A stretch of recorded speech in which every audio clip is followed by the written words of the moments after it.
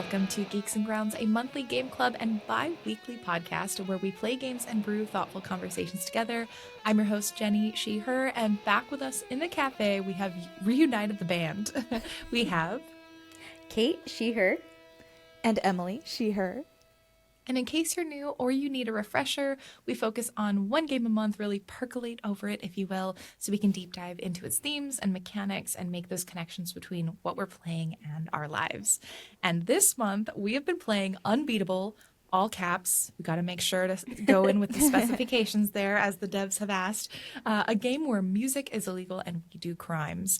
And if you haven't gotten started yet, it is not too late. You can pick it up and join the conversation via Discord or via the newsletter, and you can find out everything you need to know on how to access either of those or both of those at geeksandgrounds.com. Now today, because for my sake, we have a time restraint, we are going to hop right into this month's brew.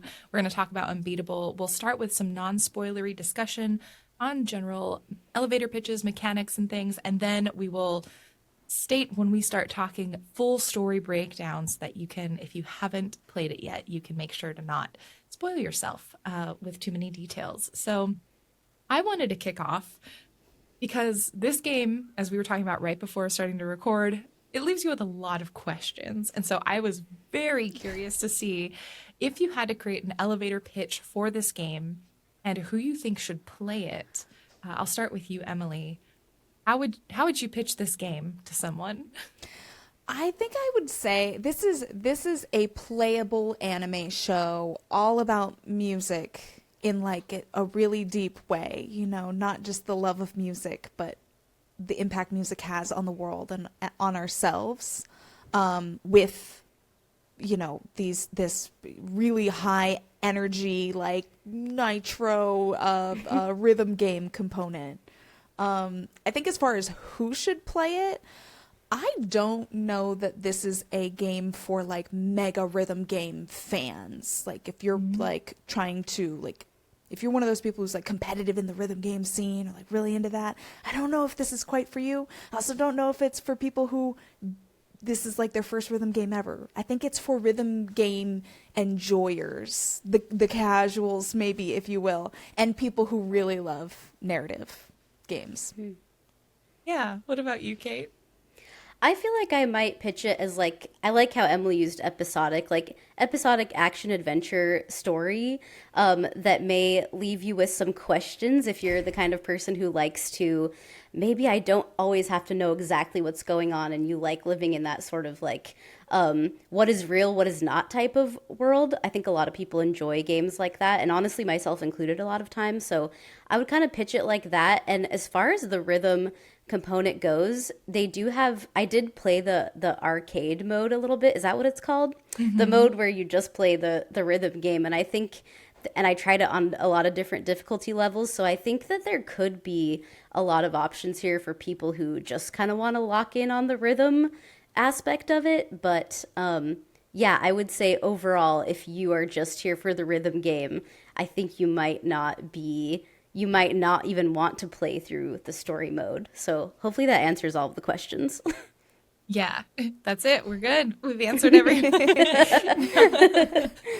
Yeah, I completely agree. I think, you know, thirding both of what you said about the episodic format, I think anyone who loves anime probably would find some sort of resonance with this game's story, especially because it does do the thing that I think there's like a subgenre, and I don't know if it has a name, but I noticed there are a lot of anime that when I watch them, they intentionally sort of obfuscate things. And then usually it's kind of Evangelion-like, where it's like near the end, you just get a lot of questions and then it gets kind of surreal and you're like, what's even happening?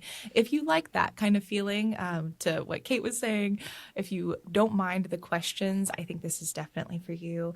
I also feel like this was a more emotional story than I thought it was going to be when I first played it. When I first played it, I went in with a lot of what the devs and the marketing was talking about, which is like, punch fascists, which is great. And I'm like, oh my gosh, this is going to be great and high octane.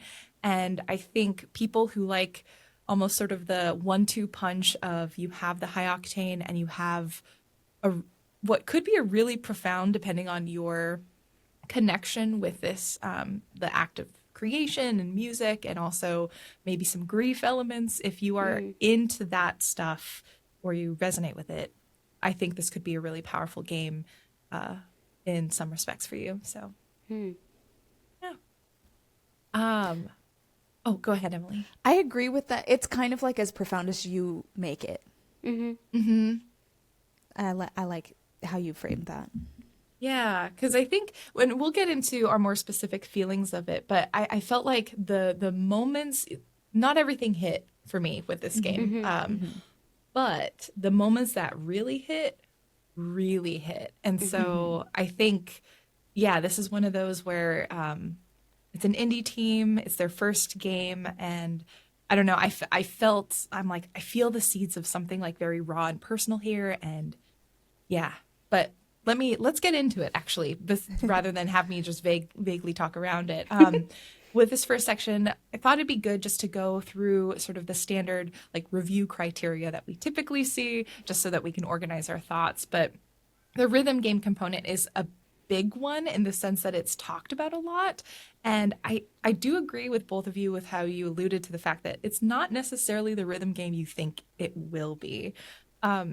Kate, what did you think about the mechanics, like how it played? Especially, I think, as someone who maybe isn't as much of a hardcore rhythm game person. How did it feel?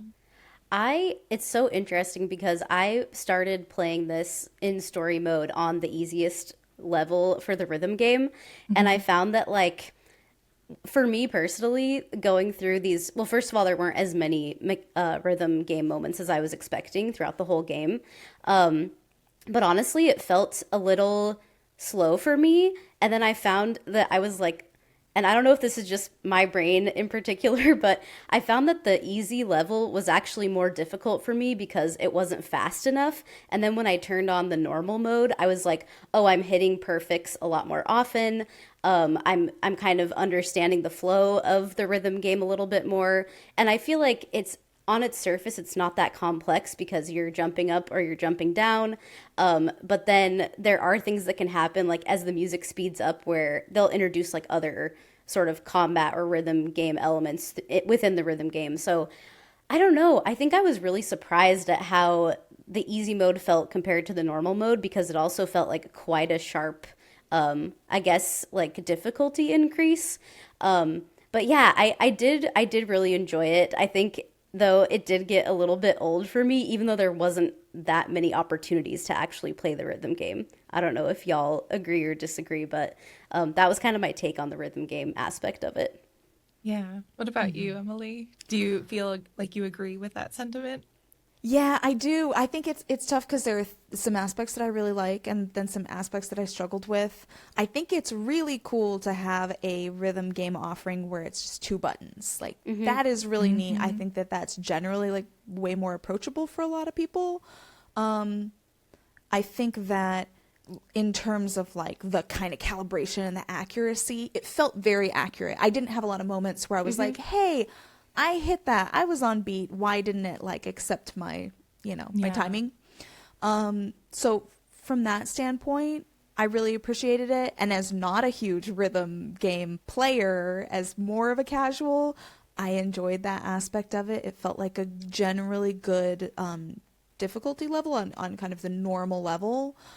I do feel like there's not like a lot of depth to it because it never goes beyond the two button thing. So all they can do to change the difficulty is like make it go really fast or really slow.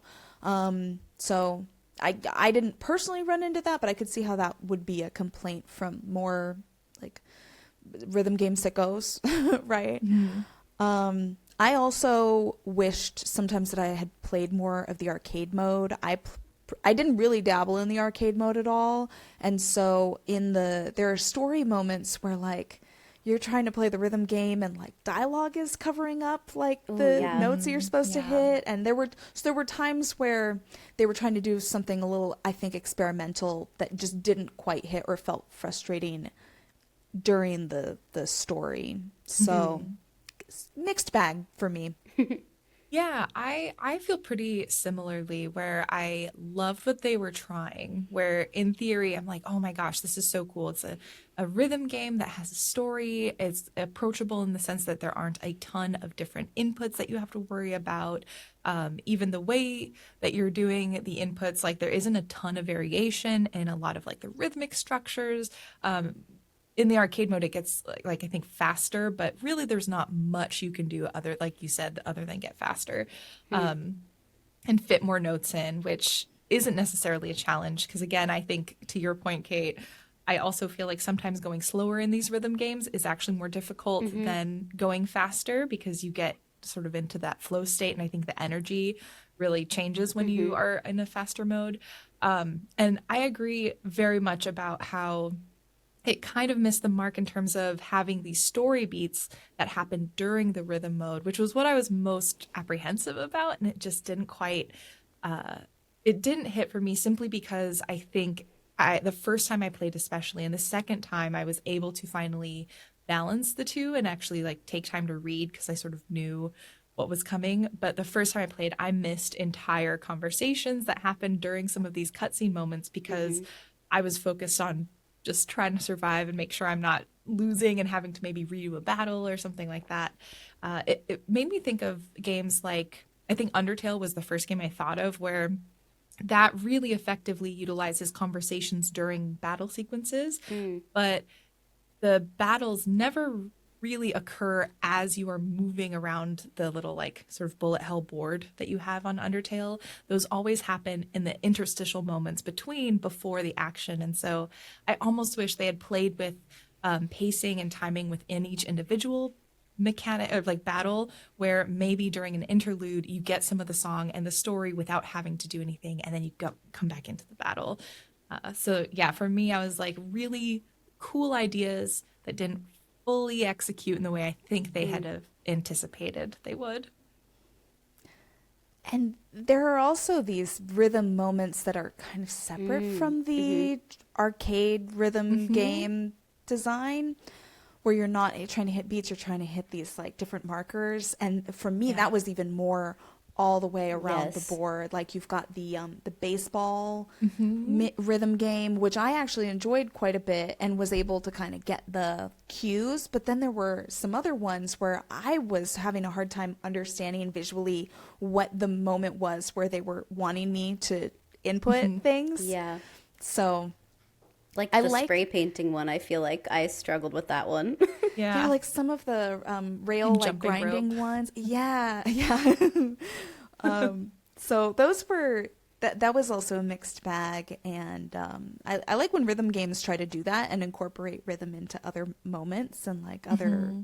UI kind of styles, but it didn't always work for me. Hmm. Mm. Yeah. I think yeah, it's ambitious, but it's hard when you're trying to and it's I think that's why we haven't seen too many rhythm games do a lot of Mm. narrative during rhythm components because it is really hard to balance all of those moving parts. Like quite literally it's like moving around the screen parts. Um, but in terms of the soundtrack, like as we're playing the game, both in the rhythm sections, but also just outside of the game when you're walking around, I'm really curious, especially because I think, like Kate, you work in audio. You have a very like attuned sort of musical set like database in your head to like work from in terms of knowledge. What did you think about the soundtrack? It's interesting because I feel like when I really like a soundtrack or music in indie games, especially, they will get stuck in my head so easily. Like certain songs will, or I'll just be like hearing them over and over again in my head.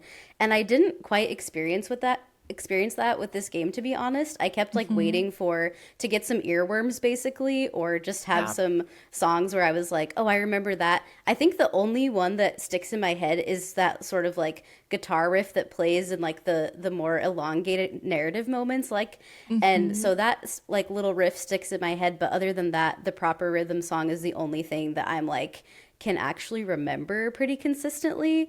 Yeah. But I will say I also was kind of fighting for my life in terms of trying to pay very close attention to the reading and comprehending the dialogue, to the point where I was like, I think not actively listening as much as I normally would, because I was like, I want to understand what is happening in the story so badly. So I need to, and it was interesting because there was voice acting, which also does help me, but there wasn't always voice acting.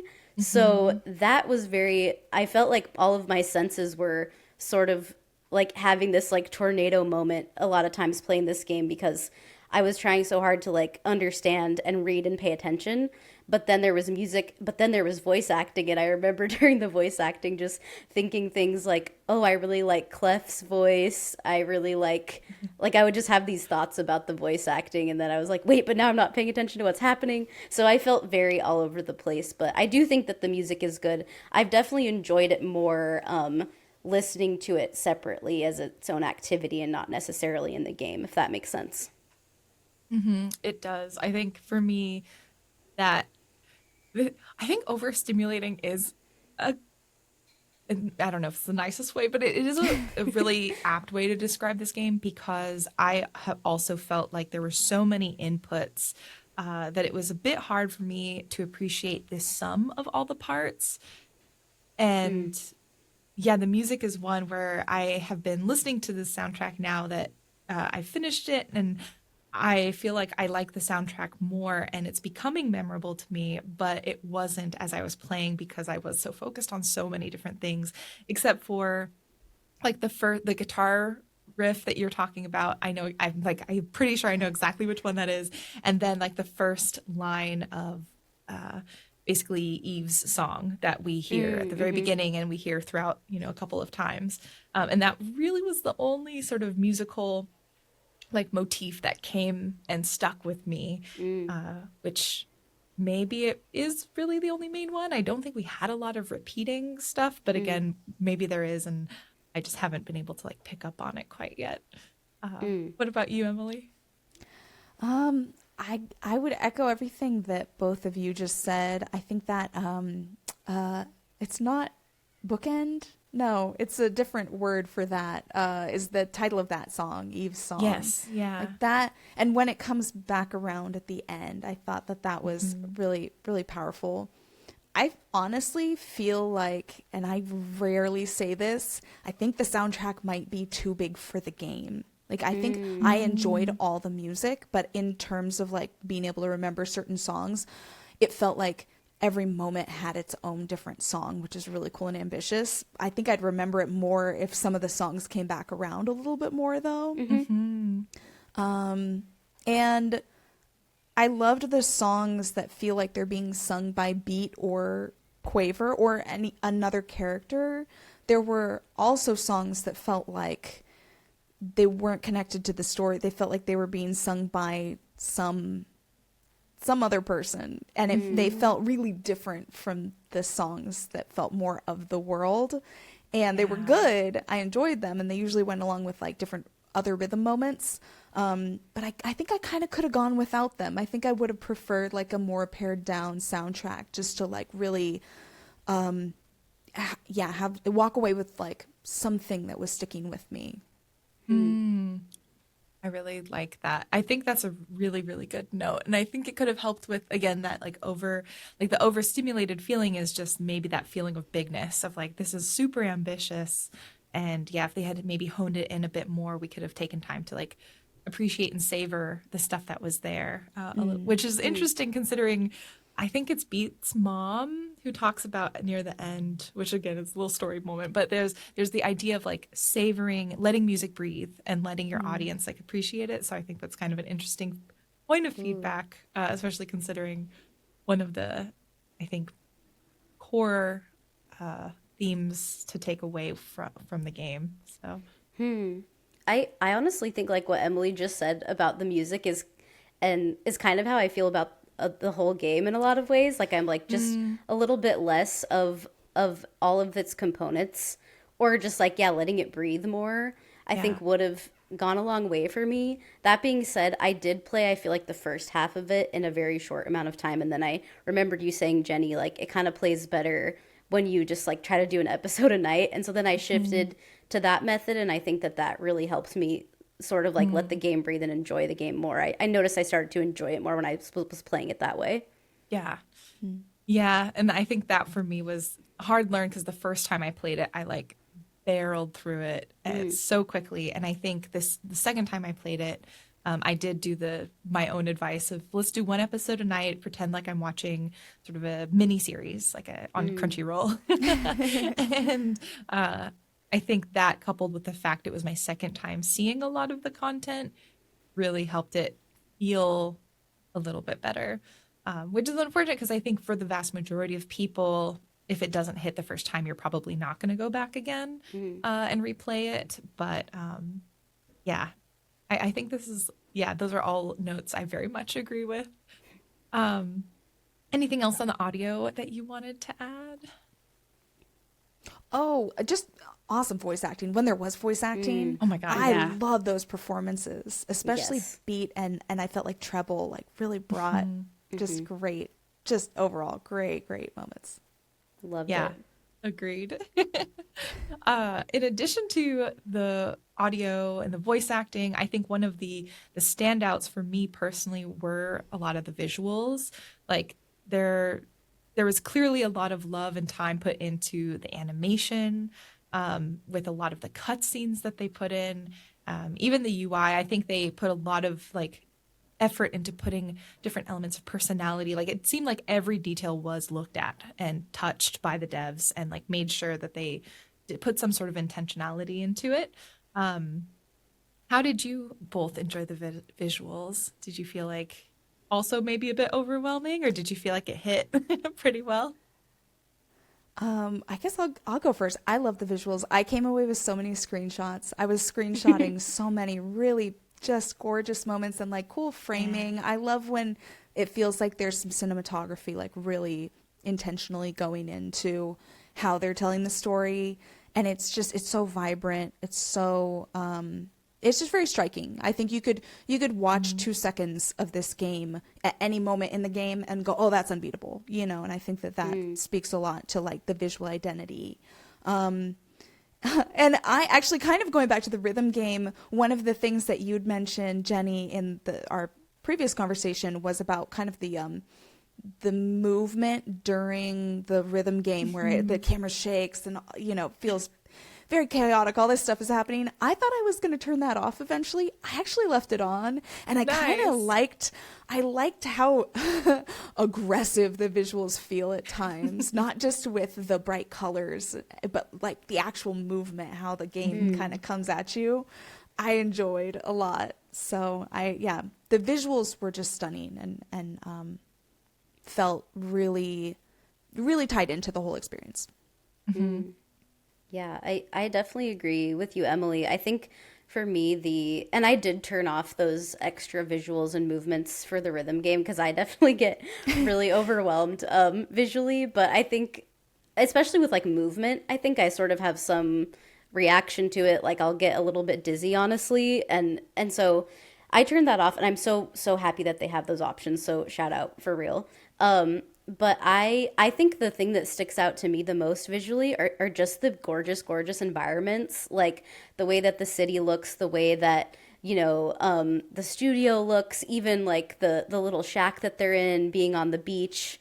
And then you like can transition to those really like surreal visuals where you're like, where even am I? Am I in Beat's mind? Like, they just play with like I guess like mirror images a lot too in a way that is very interesting to me. And I think just like the color palette, but also the detail of all of the environments are just so impressive to me. And there's like that area, it's like a train station sort of vibe, and you see like windmills in the background, and I just was always in awe visually. Like the character design is obviously great, but I think I was just really like Emily. I have probably so many screenshots of this game because I was just like, this is so gorgeous. And I honestly have not watched a lot of anime, so I feel like if anything now I'm like, I wonder what other anime shows I would like or games that have this similar style of like really gorgeous environments. Mm. So I think that was what stood out to me the most visually for sure. Oh my gosh, I'll send you a link later. But if you, I feel like immediately I'm like, Carolyn Tuesday is a anime I think you would very much enjoy. It's much softer. It's not as aggressive as Unbeatable, but it's another Perfect. very musical focused. Oh, And it's cool. about artists and musicians, and it's just a beautiful, beautiful story. But yeah, Ooh.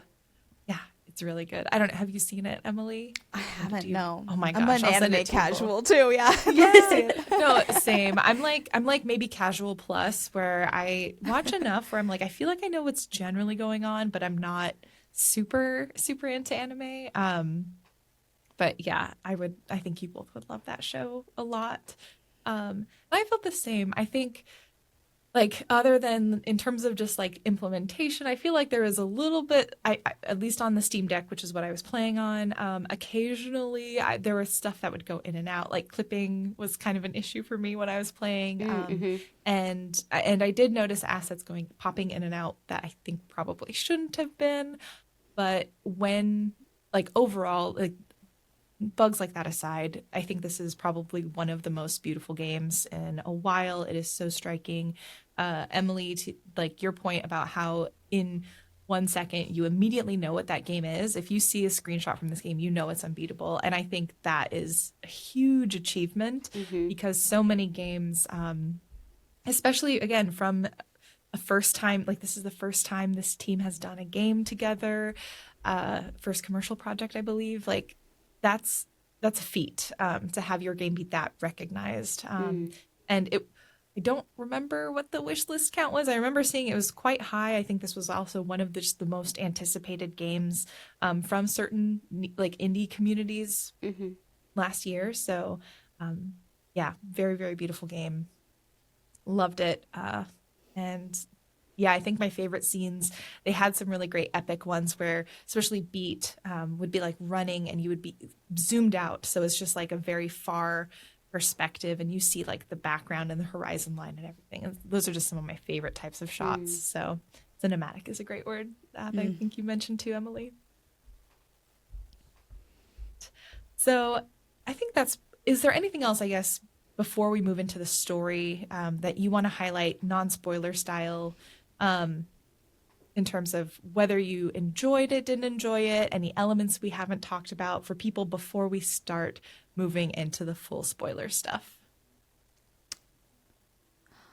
I'll say I enjoyed the story a lot, but I feel I keep kind of associating this game narratively a little bit with A Thousand Times Resist in my head, just because of Mm. how you're given information, you know, and some Hmm. of the actually some of the story beats Yeah. even even I was like, oh, this is just like chapter whatever of A Thousand Times Resist, sort of. Mm. I don't think, for me, it didn't hit every time so consistently as A Thousand Times Resist, but I think similarly, I just have this strong desire to go back and play it again because I think there are so many. It's not a game that hands everything to you and says, this is our message, this is what happens, this is, you. Hmm. I think you have to dig into it to find some of those answers, and the things that did hit for me hit enough that I am curious to go back and try to find those Mm. answers. So Mm. Yeah, I would definitely agree. Kate, did you want to add anything before spoiler time?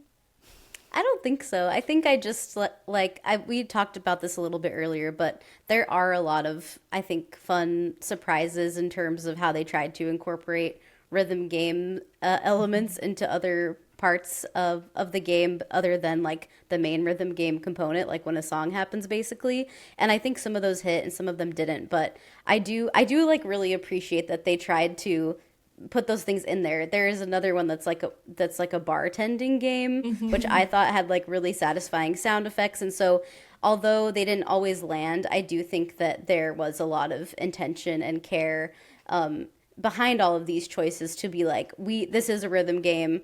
Rhythm is a core, and music is a core component of this story. So let's try to bring it in as much as possible, mechanically speaking. So I just really appreciate that, even if it didn't always land, I guess. Yeah. Yeah, I think that's a good point.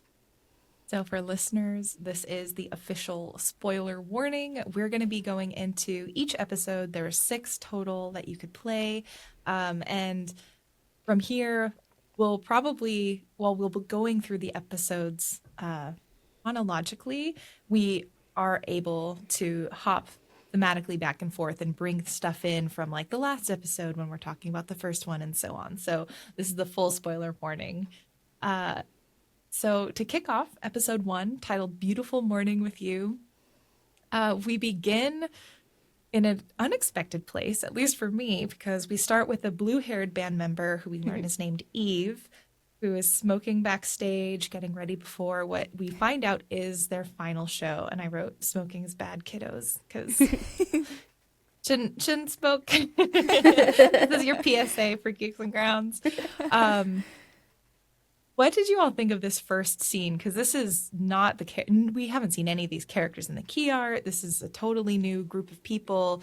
We know this is a big show, and we hear a song going, and it then flashes to the character that we recognize from the key art. But did you have any initial thoughts when we kicked off and we met these 3 band members? I gotta say, like, the I actually was crying before this episode even started. Like when they were going through the so thoughtfully, like I guess like figuring out like the your own personal play style of this game, like mechanically speaking, and that part was so thoughtful to me. And then like this episode started, and I was just immediately like, this is so cool. And I think you don't even get the flash of the title of Unbeatable until maybe after a significant part of this first episode. And I just thought that this, from a storytelling standpoint and like music standpoint, was absolutely beautiful and so well done. Like I just remember being so locked in and being like, oh, what am I about to experience? And being overwhelmed with the visuals and music, but in a really positive way. So that is something that like really stood out to me from this beginning sequence, I guess. I was just trying to work out, is this a flashback or flash forward? Is this before or after the event, the main events of the game? And after I kind of gave up on speculating on that, I just found the characters really charming, and I loved getting to hear, even though I didn't know who they were or how they fit into the story, I really enjoyed the banter back and forth between Eve and her band members who were on stage like riffing, waiting for her to get there. But they're also like reminiscing, and it's like their last show together. They're reminiscing about the good old days, and I just was like, okay, I really like where we are. I'm drawn to these characters.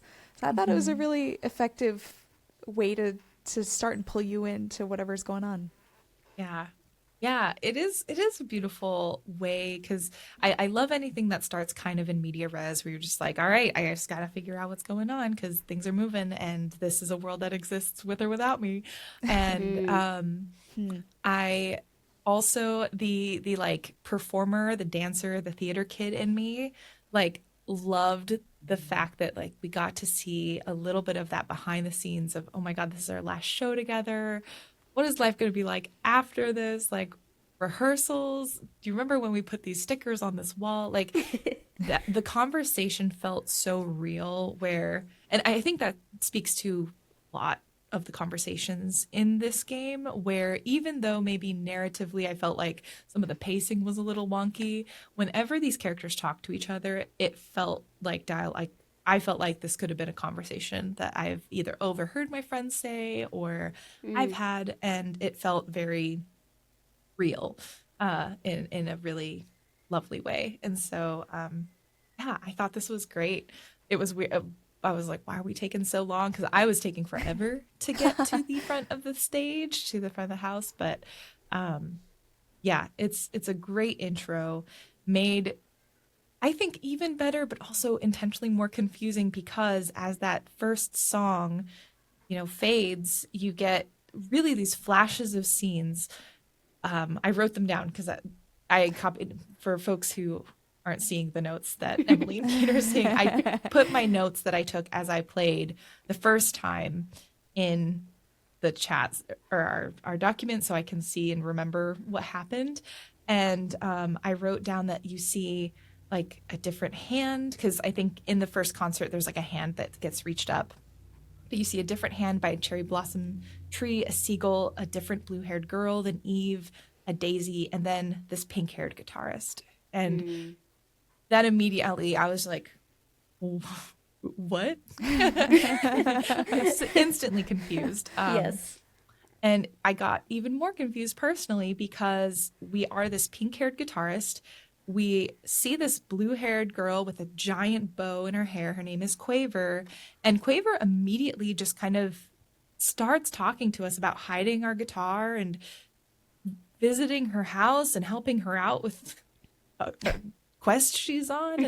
And I was just like, this is the yes and moment, because there's nothing here that makes sense to me currently. Yeah. Oh, go ahead, Em. No, you go ahead, Kate. Oh, I was just gonna say, I was watching like some YouTube essays about this game after finishing it, and someone compared it to like Alice in Wonderland a little bit, like how you're like, I don't know what's real, I don't know what, and I feel like this beginning sequence definitely does have those moments where you're like, I don't know what just happened. I don't know what I'm supposed to pull away from this or who I'm following, but you're just like kind of like starting to like fall down the rabbit hole of like, what is the world of Unbeatable, and like I'm going to start asking myself these questions because I don't know what I'm really seeing right now, you know? Right. Okay, just as a small note, I do love the Alice in Wonderland analogy or metaphor here, just because like the golden afternoon with the daisy and the flowers is very yeah. Alice. Quaver True. is very rabbit coated with the Wow, little- yeah. I don't know. I don't know how deep this analogy goes, but the initial, I'm like, oh yeah, I can see that for sure.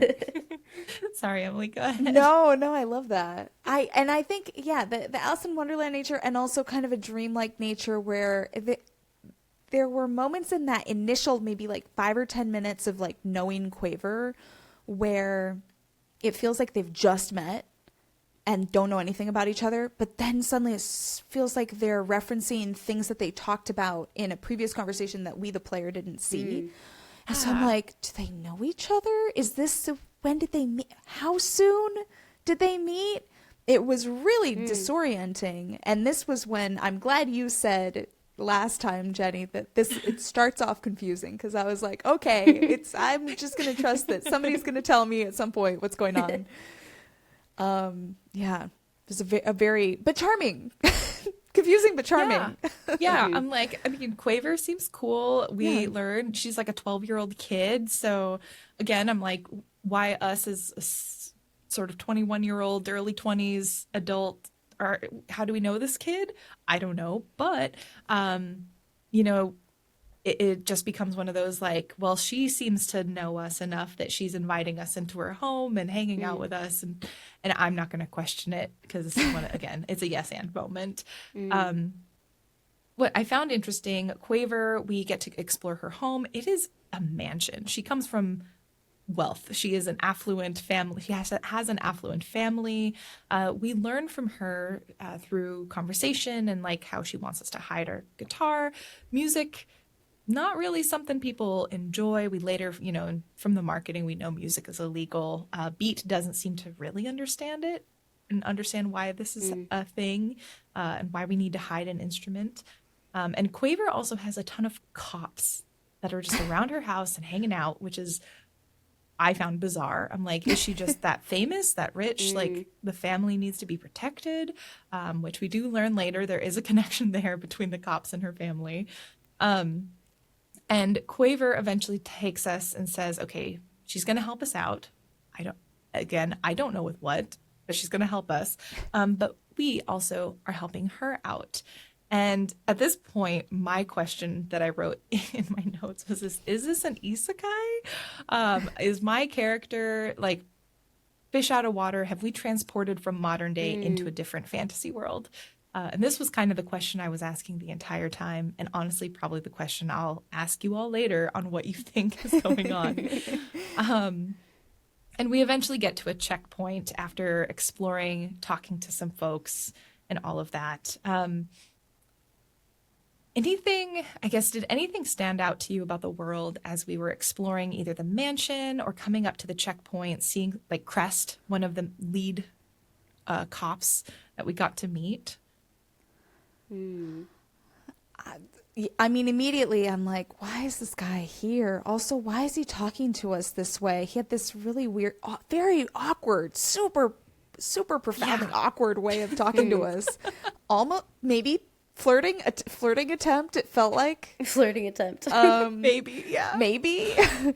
I just assumed I was like, the only way this makes sense is if he's her like older brother, which I think I was maybe, it turns out, wrong about, but I think I was kind of stuck on that question too, of basically like, how far away is Beat from? Beat is clearly not from here, but how many levels removed from here is Beat from, you know?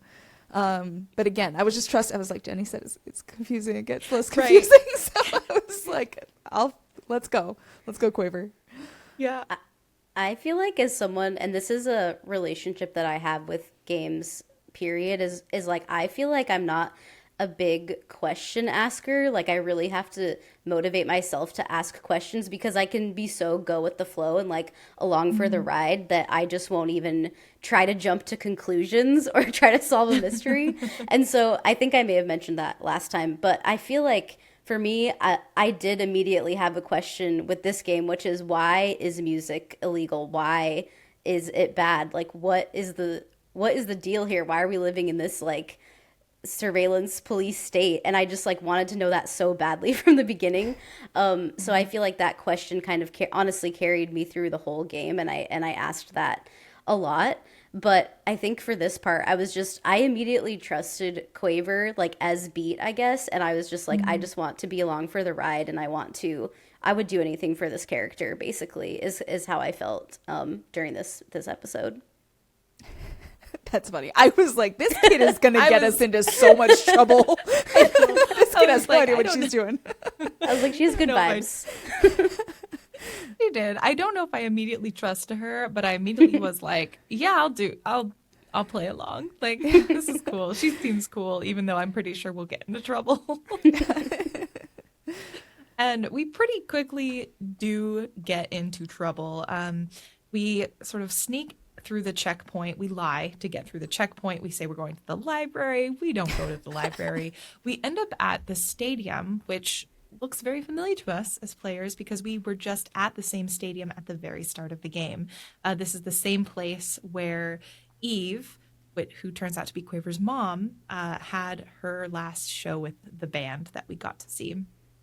And the next few events, again, sets up more questions for me that end up playing out through the rest of the show or the game.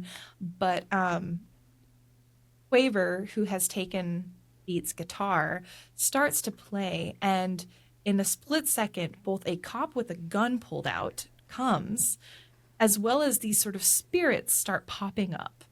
And from then to the end of this first episode, it is just like boom, boom, boom, boom, boom. Things go so fast, like boom, boom, as in gunshots are going. Like, it is just absolute wild, just chaos. Where to start? I guess my first thing was, why are these cops trying to shoot a child? Just first off, a child is just playing music. That to me was just, I was shocked when I first saw that scene where it's like, oh my God, we're 10 minutes in and a kid gets a gun pulled on her. So for me, that was kind of the biggest wake up moment in this game.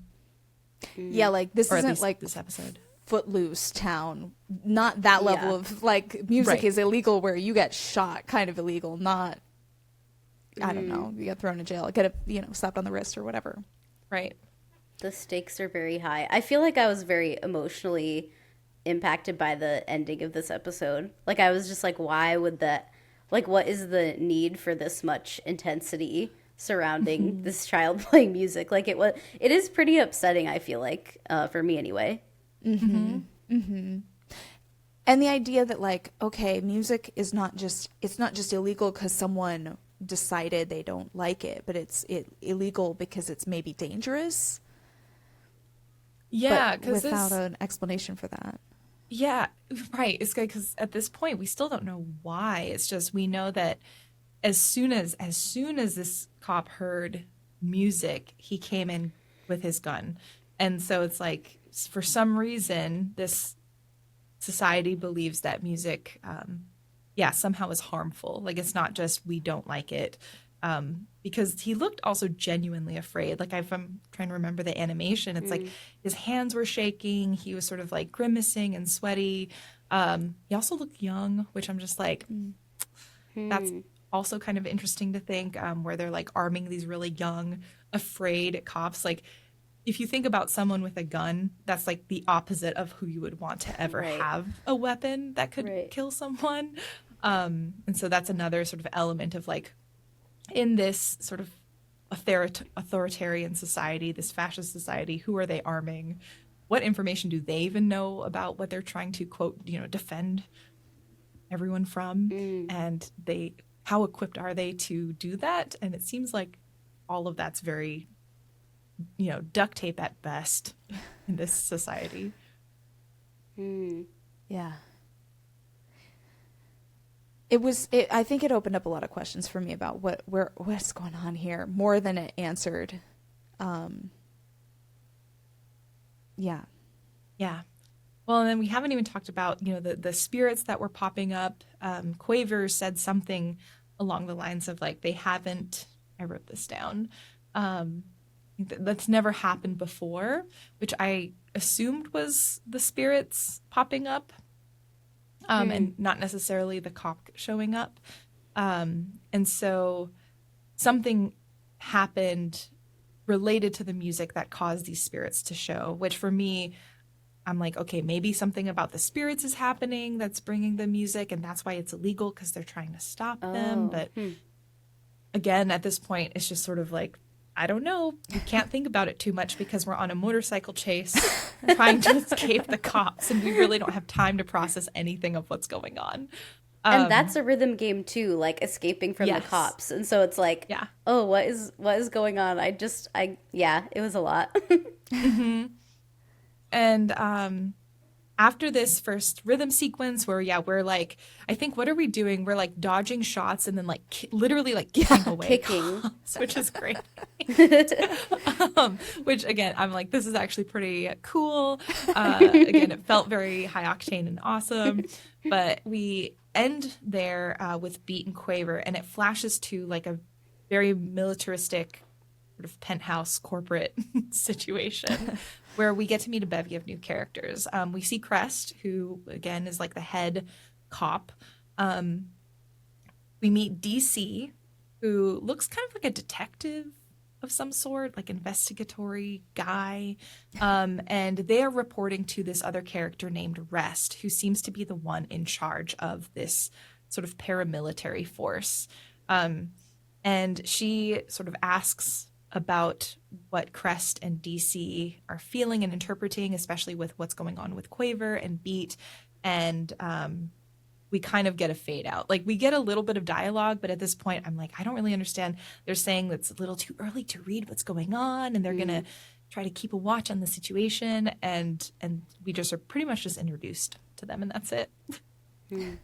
One thing I did note, and I wasn't able to find, and maybe you both were able to, I like that a lot of these characters have musically inclined names, like Rest, like a Rest in music, Coda. I think we get a Coda at some point. Quaver, Beat, we get a lot of musical terms for names. I couldn't quite see tons of like connection between the musical definitions and their names, but maybe I have to like mull over that a little bit longer. Yeah, I don't really see any, to be honest, except for like Beat, and Beat, like Beat does beat up cops as a mechanic, but also has the beat and is named. Isn't her name? I think I feel like Beatrice. yeah, Yeah. Beatrice. Yeah. And so like That's a cool question, though. I wonder if there is something more to that. But yeah, because then there's like treble and clef, like everybody. Yeah. But I don't know what quaver. I don't know what quaver is or means. I don't. I've never heard that name before. Yeah. Isn't that when there's like modulation in a note or something, it like quavers? Oh, maybe. Maybe. Yeah, because I think normally like I would have guessed they would have used vibrato, but maybe vibrato is just too weird, and then quaver is like a Quaver. similar like synonym basically for a vibrato. But yeah, I was as I was playing, I was trying to see if maybe there were things about like their musical term that maybe illuminated some of their character, and I couldn't tell if I was thinking some of those because I knew the character and I was maybe retrofitting like, oh, this because this, beat kind of she beats the cops. Like if that is too on the nose or if that's me making it up versus like the devs kind of going in with that. I'm sure there's some thought, but like I couldn't figure out for Clef and Treble like a connection between their names and who they are. Rest makes sense because she's one of the main people promoting the lack of music. So Yeah. so Good point. that made sense to me. But yeah, I was trying to fit the others. And well, I guess we don't get to her yet. Yeah. Yeah. Well, we'll keep moving on because Yeah. maybe some of these will illuminate. But, that first episode, again, I think we kind of established we see the world, we meet a lot of the characters. We just don't really know what's going on other than we're on a ride. And that's kind of like where we have to sort of, it's a trust the process moment. And I feel like episode 2 is very similar in that. And I think episode 2 is maybe my least favorite episode where Yeah. I feel like maybe to the point that you both brought up in terms of editing, if I had to remove an episode of the 6, for me, it would have maybe been 2, personally. Yeah. Episode 2 feels like it is very literally like capturing all of the characters so that you have a way to be introduced to all of them and like setting up some exposition. You're like trapped here to learn and to meet everyone. Yeah, For I better know. or worse. For better or worse, you're kind of like a captive audience, literally in this actual panopticon jail where like all the cells are in a circle, like facing each other. But episode 2, the structure of it overall, at least, is you span 4 days in this prison jail compound. You meet Clef and Treble, who are a duo. I assumed they were siblings, but I wasn't entirely sure. But you meet Clef and Treble, who are also musicians who get in a lot of trouble with the cops. So they're repeat offenders. They're back in again. They're blamed for the damage, at least publicly being blamed for the damage that Beat and Quaver did. You also meet other characters like Penny, who is another person who's staying in the jail, and sort of the information.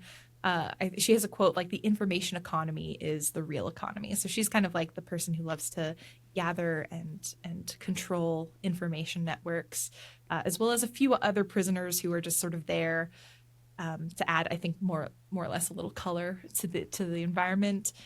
You spend your days working, spend your days playing baseball, and you spend your days getting beat up and beating up other prisoners through sort of yard fights that the guards sort of put you in.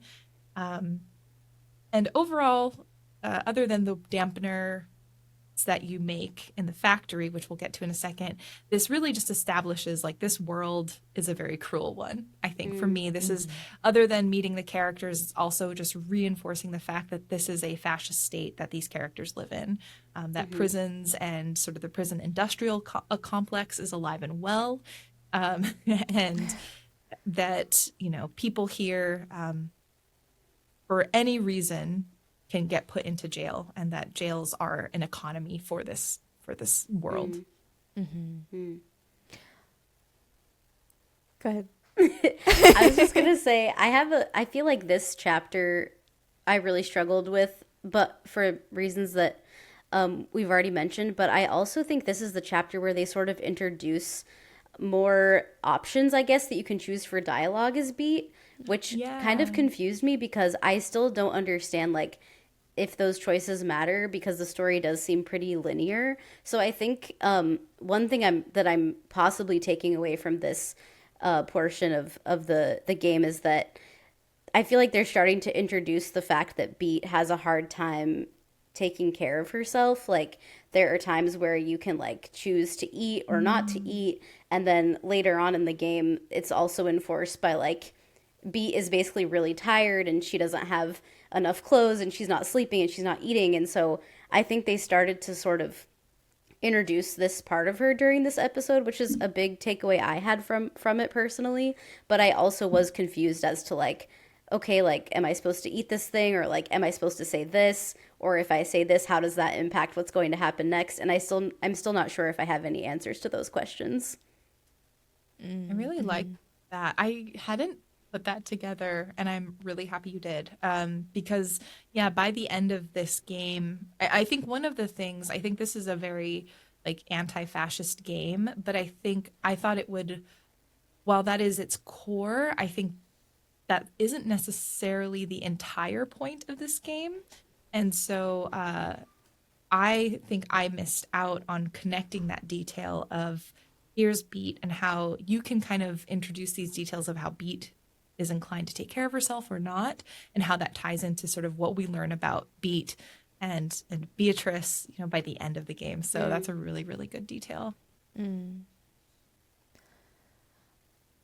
I I really, one of the things that I really liked in general was like how they established what's going on systemically in the world, government wise. Like I really like the quote that you have here from Clef where she says there are laws about all of this, basically everything that's going on in the prison, and none of them are being followed.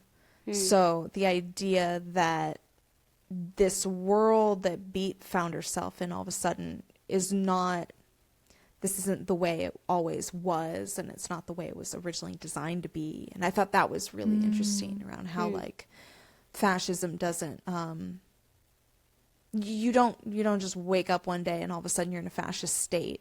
It comes from like the erosion of kind of a fair, just system, or a the negligence. There's a huge amount of negligence to the like fall into fascism, I think. So I appreciated that about this chapter. Yeah, and well, I don't like it. It's not good. But I think the acknowledgement of the fact that even if there are laws, if you are in a fascist state, at the end of the day, if they feel like they can get away with not following the law, they're not going to. And it's one of my frustrations currently with the U.S. politics, and I'm speaking to that simply because I'm sure it happens other places. I just know the U.S. political system more intimately. But the fact that like there are like the Republican Party, for example, will just kind of disregard processes, laws, sort of just move forward with things how they want to. And you see like the Democratic Party saying, well, but we can't do anything because that's against like we don't have a process for that, or we don't have the ability to do that.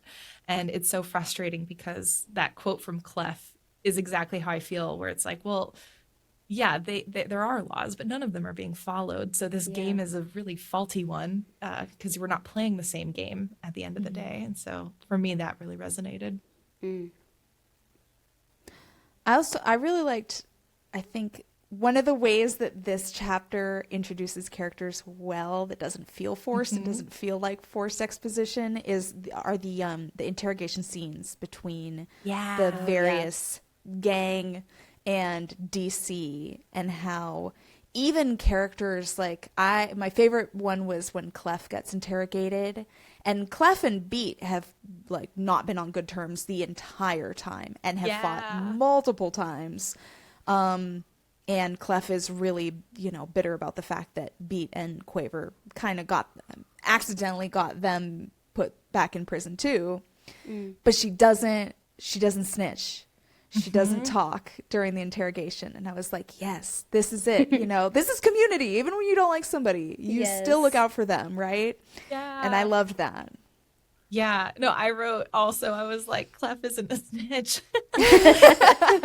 Which is great because, again, at the end of the day, and one thing, again, just as from a personal satisfaction standpoint, like this game over and over and over again through many of its characters are like, don't talk to cops. Like they can lie to you, even though they say you can't lie to them. And at the end of the day, just the moral of the story is don't talk to cops. And I appreciated that. And I appreciated seeing all of the different ways that that these characters took that, because I think Clef she's much more overtly like antagonistic. I think she says I'm annoying at one point, where she's willing to sort of be upfront about a lot of that stuff. You see, Trouble.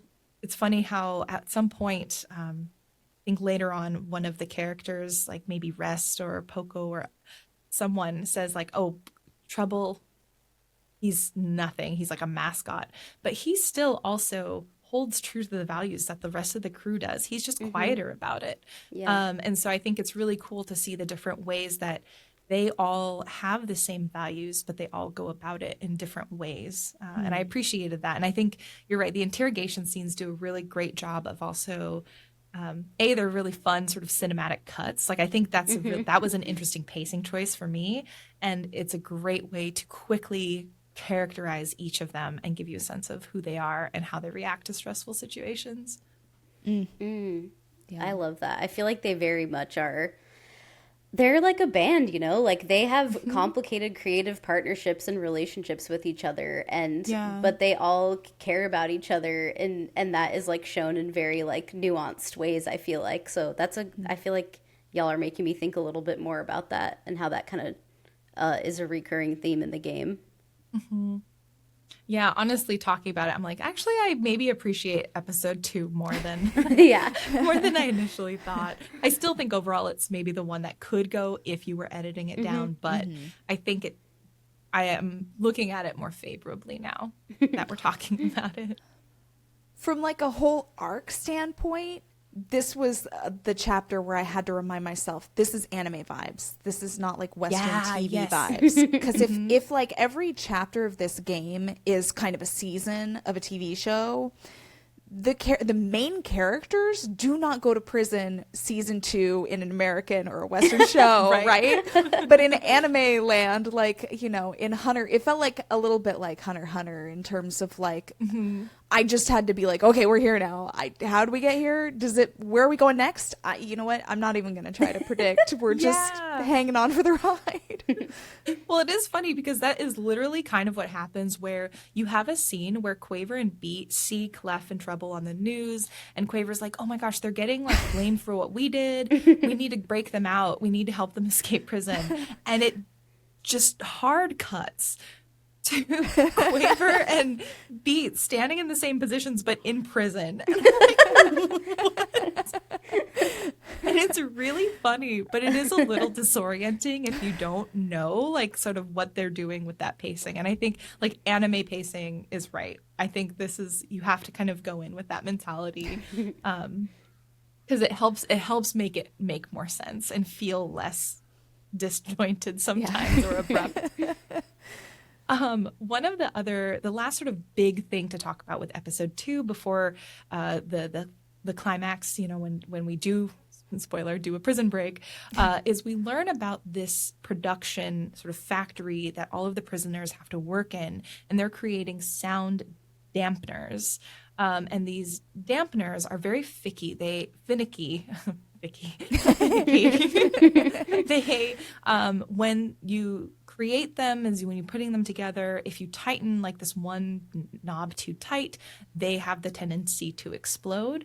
But they're important, and Harm, which is the name of this like cop force against music, basically, Harm is using them and planting them in places to make sure that music doesn't happen. Like it dampens the sound, as the name pretty clearly explains. And so the team, they see this, we're logging like, okay, Harm is using this to stop music from happening forcibly, but also they're very finicky and they explode. So the team crafts a prison break plan where they basically explode their way out of prison. And that's where we get, I think Emily were the one who talked about the surfing on or sort of rail grinding out of prison. And to what was actually quite epic. Yeah. First time the band plays together on the train as they're escaping, they realize that they can summon the silence, which are the spirits, and use the presence of these spirits to distract the cops as they're making their getaway. So this is quite an epic moment as you're riding the train. There's like a Godzilla-sized spirit that was summoned from the ocean, and you're just kind of, again, like left to feast on everything that's happening all at once, because it's music, it's sound, it's story happening all at the same time. Best fight scene, I think. I think I'll stand by that. Yeah, just most epic fight scene. If it were an anime, several clips from that fight would be in the title sequence, like, oh my gosh, yeah. Honestly, part of me wishes this was an anime. Like, I think the rhythm game component is very cool and it's integral to like that part of the experience. But honestly, I'm like, this would slap as its own anime. Is there anything else about episode 2 that you wanted to highlight as we move into episode 3?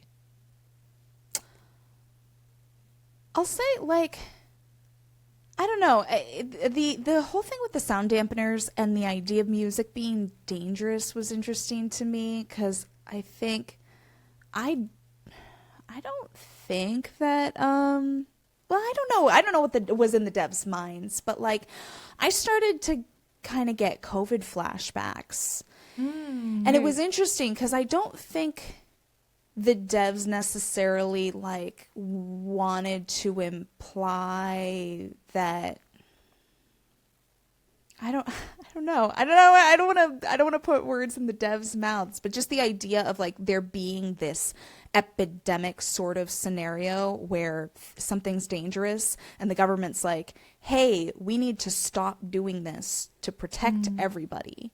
And then you've got a certain set of people being like, no, we won't stop eating in restaurants or getting together without, there's just a little bit of that I don't think that was intended, but that I was like, oh, okay, like I get that we still want music and music is a good thing. We all consider music to be a good thing, but it was interesting to me that like the government's clearly putting a lot of effort into trying to, they see the silence as like being dangerous and they're trying to put measures into like protecting people. So it's like a really interesting, but then they're obviously fascists and terrible. Right. Yeah. So I was like, oh, this is complicated. I don't quite know how to feel about the whole silence problem. Right. You also haven't seen the silence hurt anybody. Yeah. So I'm like, yeah, I don't know, maybe they're not dangerous. I don't know. Yeah. That's where I also, by the end of this episode, was still confused about a lot of things, or at least like questioning a lot of things. But I also was curious, like, is the silence that bad? It was probably, I would guess, not bad enough to warrant the fascist regime. But is it even dangerous enough to warrant like a change in behavior where music is completely banned, minus the fascist stuff? Like if you said, okay, we just can't play music because we don't want to bring this stuff here, what is it doing that's really hurting anyone? Yeah. And so, yeah, I am with you there where I'm just like, we still don't know what they're going, like, what is the alternative? If there was no harm, as in the police agency, there was no harm, what would be there? Like, would the silence destroy everything? Don't really know. Yeah, I don't, and I think there's a lot of examples of like other kinds of art existing in this world that aren't, that is not music, that is okay. Like I'm like, there's a lot of games, like there's baseball, there's a pool table, there's visual art. So like I feel like I was like, what is it about music that's so bad? Is it because it can it elicits like a more emotional response, and like it can elicit like, I guess like it can bring people together quite literally, like in large crowds, more so than you would see like at a museum, I guess. So I don't know. I was thinking about that a lot, is like, why is music so bad? I feel like I wondered that for most of my playthrough. Yeah. Yeah. I think even ending the game, like kind of jumping a little ahead, but I don't think they fully answered that for me. Yeah. Personally. And so, and maybe part of it is because I didn't quite understand all of the ending, and maybe they did answer it. I just didn't I get have the it. same question, honestly. But Yeah, Yeah. I'm yeah. wondering if it was revealed and I just didn't get it. Yeah. But just to keep us moving along, episode 3 is another, I think, longer episode where we get a lot of backstory on the characters. We start in the sewers, which I laughed at because I'm like, that is such a classic like video game place to be. We're in the sewers. Like, we're in the sewers to get out, to like escape the people chasing us, which is, again, I was just like, that's a video game. And ultimately they end up at this sort of seaside town where Quaver's parents had an old shack that they used to stay at. And the summary of this episode overall is that we meet another duo that comes from Harm, the agency, the cop agency. We meet Poco and Apoco, and two other musical terms. These are, I think, friends or sisters, and they are both essentially like kind of like publicists, PR folks for Harm, which is very fascinating. And they come essentially to kind of like warn us. They don't really give us too hard of a time at first, but they just say like, keep your heads down, stay away, like just don't bother coming back. And after a while, through the rest of the episode, Beat, Quaver, Trouble and Clef. While initially Trouble and Clef don't want to create a band, ultimately in this episode we come together and we start to put on our first concert. And that is sort of the conclusion for the episode 3, is the first time the band officially performs together in not an escaping the cops capacity, but as a act of like resistance together. There are a lot of things that you do in this village, though, in between that arriving and sort of not being a band officially, and by the end of episode 3, where you've decided together that you're working and you're going to be a band. What were there any highlights for you in particular as you were getting to know the characters here? I feel like for me, this was another episode where I feel like 2 and 3 in particular, I sort of struggled with and I'm having a hard time remembering. But I think that I will say being in the sewers was very difficult for me from like a navigation standpoint. Yeah. And I just straight up like looked up the codes. Like I was like, I need to just get through this. So I looked those up, and yeah, I don't know. I just feel like there were just like a lot of like pacing issues for me in this chapter too, where I just had a hard time like locking in and being present, I guess, and comprehending what was going on. But I feel like after this, I was pretty locked in, because I think this was the point where I decided, okay, I'll just play one episode a night. So honestly, chapters 2 and 3 kind of bleed together for me.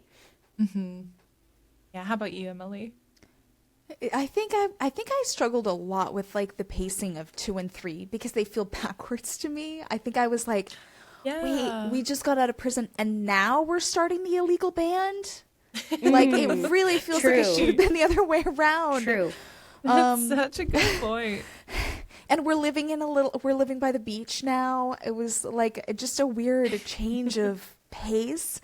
But I think I really liked, for me, chapter 3 is when Beat and Quaver's friendship really like strengthens and blossoms, and I loved that. And I loved getting to hear a little bit more from Quaver about her connection to her parents and what happened to them, and sort of why music and this band are so important to her because of her memories of them. And I loved that a lot. And I think that Beat and Quaver's friendship is one of my favorite parts of the whole game. So getting to see that in a less, high intensity environment was really nice and fun. Yeah, I agree. I think this is where I had liked Quaver before, but I think it was kind of like okay, because I know she's gonna be a main character, so and she's cute, and it's fun. But I think this is where I felt connected to Quaver the most, or when that connection started feeling more apparent to me. I really like your suggestion, or at least the why wouldn't they have maybe switched the two episodes? Because I think maybe that could have helped me as well, where it's like maybe they sort of have this band and they start to get to know each other, and then they go to prison. I feel like the stakes gets higher and higher in a way that makes a little bit more sense to me. But I think also I kind of in my head I was like, oh, this is kind of, again, thinking about anime, I'm like, this is our beach episode where, right? We're just kind of getting to know people. We're just sort of we're doing some tagging and graffiti. Just I wrote a note where the graffiti and the putting up the posters over the harm posters made me think about for a while I would get stickers, and because there would be sometimes people who would put up more hateful stickers or hateful posters up in Portland. And anytime we saw something like that, I usually had some stickers in my back pocket or my backpack, and we would cover that stuff up. And it kind of reminded me of that, where it's just the little acts of things that you can do to kind of, make your community a better one and show that you're not accepting this infusion or sort of intrusion of fascism. On a daily level in a small way. But yeah, I agree. I think by the end I was like, okay, we're a band. At least that's the thing I'm going to lock on to. And the rest of it was a bit hard because you are meeting just like that. This is where you have the bar mini game. And I'm like, that's cool. You're doing the bartending and you're helping Quaver sort of recreate photographs from her parents' memories. And that's really lovely, but it was hard for me to see where it fit in the big picture of this, especially during my first playthrough. And the second one, it made more sense because I had the context of knowing what was coming. But the first time, I think I was like you, Kate, where I just kind of, it blurred a little bit simply because I didn't know what we were doing. And I think it's funny, I just realized you never get a quest announcement. You never have a quest log or anything like that, which is such a silly, I don't think every game needs it, but I think I would have benefited from having even a little bullet point of this is what you're doing right now. Yes. That would have gone a long way for me. And they do have the journal, and I did spend some time reading it towards the end, but I think in the moment I was so focused on just progressing. But I don't know, I do think, because we brought up earlier, in this chapter when you meet Poco and Poco, I will say they definitely gave me Team Rocket vibes, and I was even though they were bad, I was I'm about to be so dazzled by these two. These are entertainers. Yes. And I thought that their characters were just really interesting to me. And whenever they showed up, even though I was oh, we're not supposed to like them, I just liked them so much. Me too. I think they were maybe, other than maybe Beat and Quaver and their relationship and the trouble, besides our crew, I guess they were maybe my favorite characters, I think. Very fun. They're girl bossing, they're gatekeeping, yes. they're gaslighting. Yes, they are, and we love them for it. And they look great while they're doing it, so I'm impressed. Yeah. But fortunately, I think by episode 4, moving forward, things do end up feeling much more strongly paced in terms of that things making sense overall, and you kind of knowing where the story is going at the very least. With episode 4, which is called All Want and All Feeling, it kicks off. I think this is maybe my second favorite opener to an episode, maybe compared to the first one. where it's got this montage of Beat and the rest of the gang. They're doing concerts, they're beating up cops, they're like doing the thing, and they're bringing people together through music, which is so exciting. And it's exciting to see them like making their dreams of being a band a reality. And then it cuts to like a press conference where Harm and specifically Rest, they're like doing the we've got this under control, don't listen to the music, it's bad, like that kind of vibe. The rest of this episode is about sort of their more internal, almost creative struggles, which is where personally I thought it got a bit more interesting. They do end up getting a studio space to start working through a demo and working through their projects.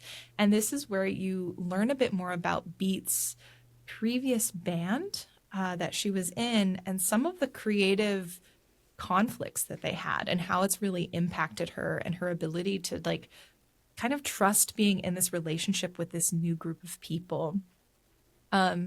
You also see a lot of flashbacks this episode with Beat and her sister, and you see a lot of the struggles, and I assumed in my first playthrough that this was the past, the struggles of her trying to figure out college and the fact that she doesn't like it and she's not able to really keep a job and things just really aren't going well for her in life. And all she wants to do is make music. But her sister says, that's cool, but that's not reality. And so those struggles, both not just with her band in the past, but also sort of this idea of music not being a viable thing. Like it's not something you do once you reach a certain point in your life. I guess with those themes, did anything resonate with either of you particularly? I mean, I definitely felt very seen in a way that was uncomfortable for me a little bit. Like I feel like I've had really similar struggles, honestly, and something like really haunted me about this chapter, which is that you are sort of introduced to the idea, and it gets touched on again later in later chapters, that like Beat is maybe not good or like not good enough or maybe not talented, but she still wants to do it and she has so much passion, but like there is this idea that the game introduces that like maybe she's not a good musician, and like that was like very, I guess, like upsetting to me. And then I feel like, you know, just like as someone who I really struggled and I ended up like dropping out of college and taking some time and then going back. But I've definitely been through this before. And so to like see it happen in the game and like see Beat go through it was really rough for me. But also in a way that I was like, that I appreciated. Like I liked the way that they told this story, I guess, and like showed this side of her. And it kind of like made me maybe like understand a little bit more as to like why she is the way that she is. But yeah, there's like something that happens in a later chapter when she's talking to her mom about like when her mom says like, do you want me to be honest or do you want me to be nice? Yeah. And so I think they start introducing this idea that she might not be like this amazing, super talented musician. And I just thought that was fascinating. I did not see that coming. So I think there are a lot of things about this chapter that, well, like you said, Jenny, like I feel like this was really interesting to me, like digging into the creative partnerships, but also like Beat as an artist. Like I just found that this whole chapter super interesting. Mm-hmm. I agree. I felt like the thing that Beat is going through that I felt like it resonated in an uncomfortable way for me too was just she's so impatient to make it all happen. She feels like there's not enough time to do it all. She wants to do it all, you know, and she wants to like perform live. She wants to I kind of like network in some ways. She wants to like live her life outside of the band, but then she also wants to do this album and she wants to do it all, and she wants it all to happen right now. And they're not growing enough. They're not practicing enough. They're not recording enough for her. And I feel like probably anybody in the kind of content creation space feels a similar way, where it's like there's just never enough time for everything you want to do. And that's a really hard and really painful. It also reminded me a lot of a few other games that we've been playing. There's this theme that's been coming up. Like that theme has been coming up a lot in the games we're playing. We played Blue Wednesday, which is actually another narrative rhythm game, and Cairn, which are like complete opposite of games, but have this theme of like impulsively, compulsively pursuing Mm-hmm. this goal to your own detriment. And I find it really fascinating. So I definitely, I related to Beat a lot on that front. But at the same time, I'm also like, girl, how are you going to make an album when fascism has outlawed music? How?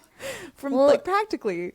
and like it's not only that, but it's also like I think this is the chapter. I really hope. I'm really scared that I'm mixing them all up in my head, but I think this is the chapter where her, like, where they touch on that again, where it's like she's not sleeping, she's exhausted, she like falls asleep on the floor in the studio, and that like really concerned me too, because it's like Mm-hmm. I think a lot of people who are creative and are artists, I guess, and that is their whole life and they're living or try to make it their living, I think can fall into this like yeah, cycle of like not being able to take care of themselves and just like get so Mm-hmm. obsessed on with what they are trying to accomplish that. And then you hear Treble and Clef and Quaver all comment on this and express a lot of concern for Beat. So yeah, like there's a lot of things that are making it hard for her to like be able to do this right now, like the fascism, but also like the not ever sleeping. Yeah. Yeah, I feel like it's really it's hard because I, like you both, can relate to this feeling of like there's this like urgency where even if the world is on fire, in some ways that means more so you have to get it done.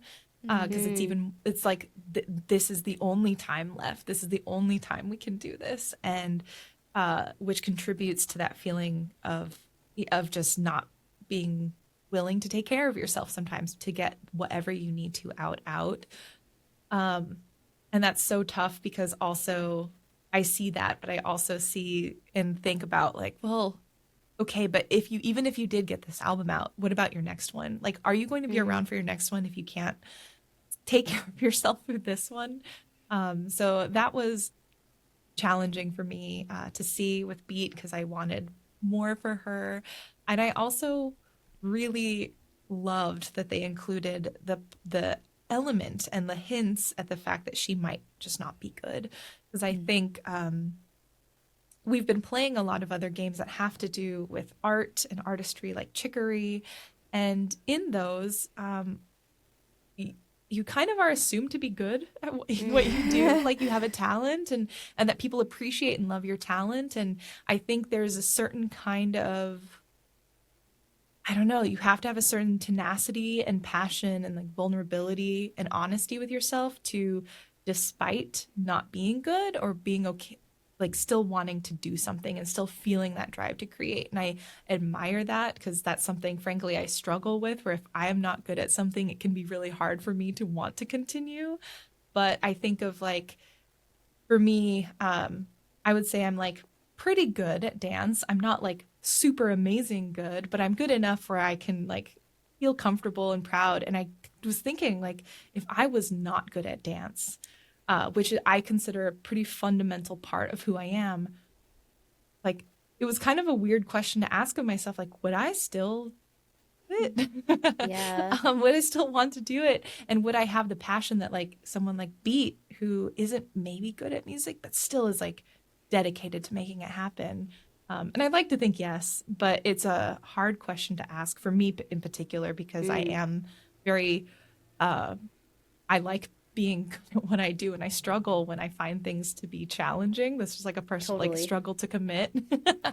So yeah, this was for me. I think this was the episode that things really started clicking because it did get into more of those internal struggles, and in a lot of ways, this for me felt like even though it wasn't as overtly anti-fascist in the sense of like we're punching a ton of cops in this episode, I think, and we see this happening later on, and I think I read it in my notes, where I feel like this is anti-fascist in a whole different, very personal way, because a lot of anti-fascism requires you to not connect with uncomfortable truths, not to embrace conflict within community, but to like stifle it down, not to show your vulnerability.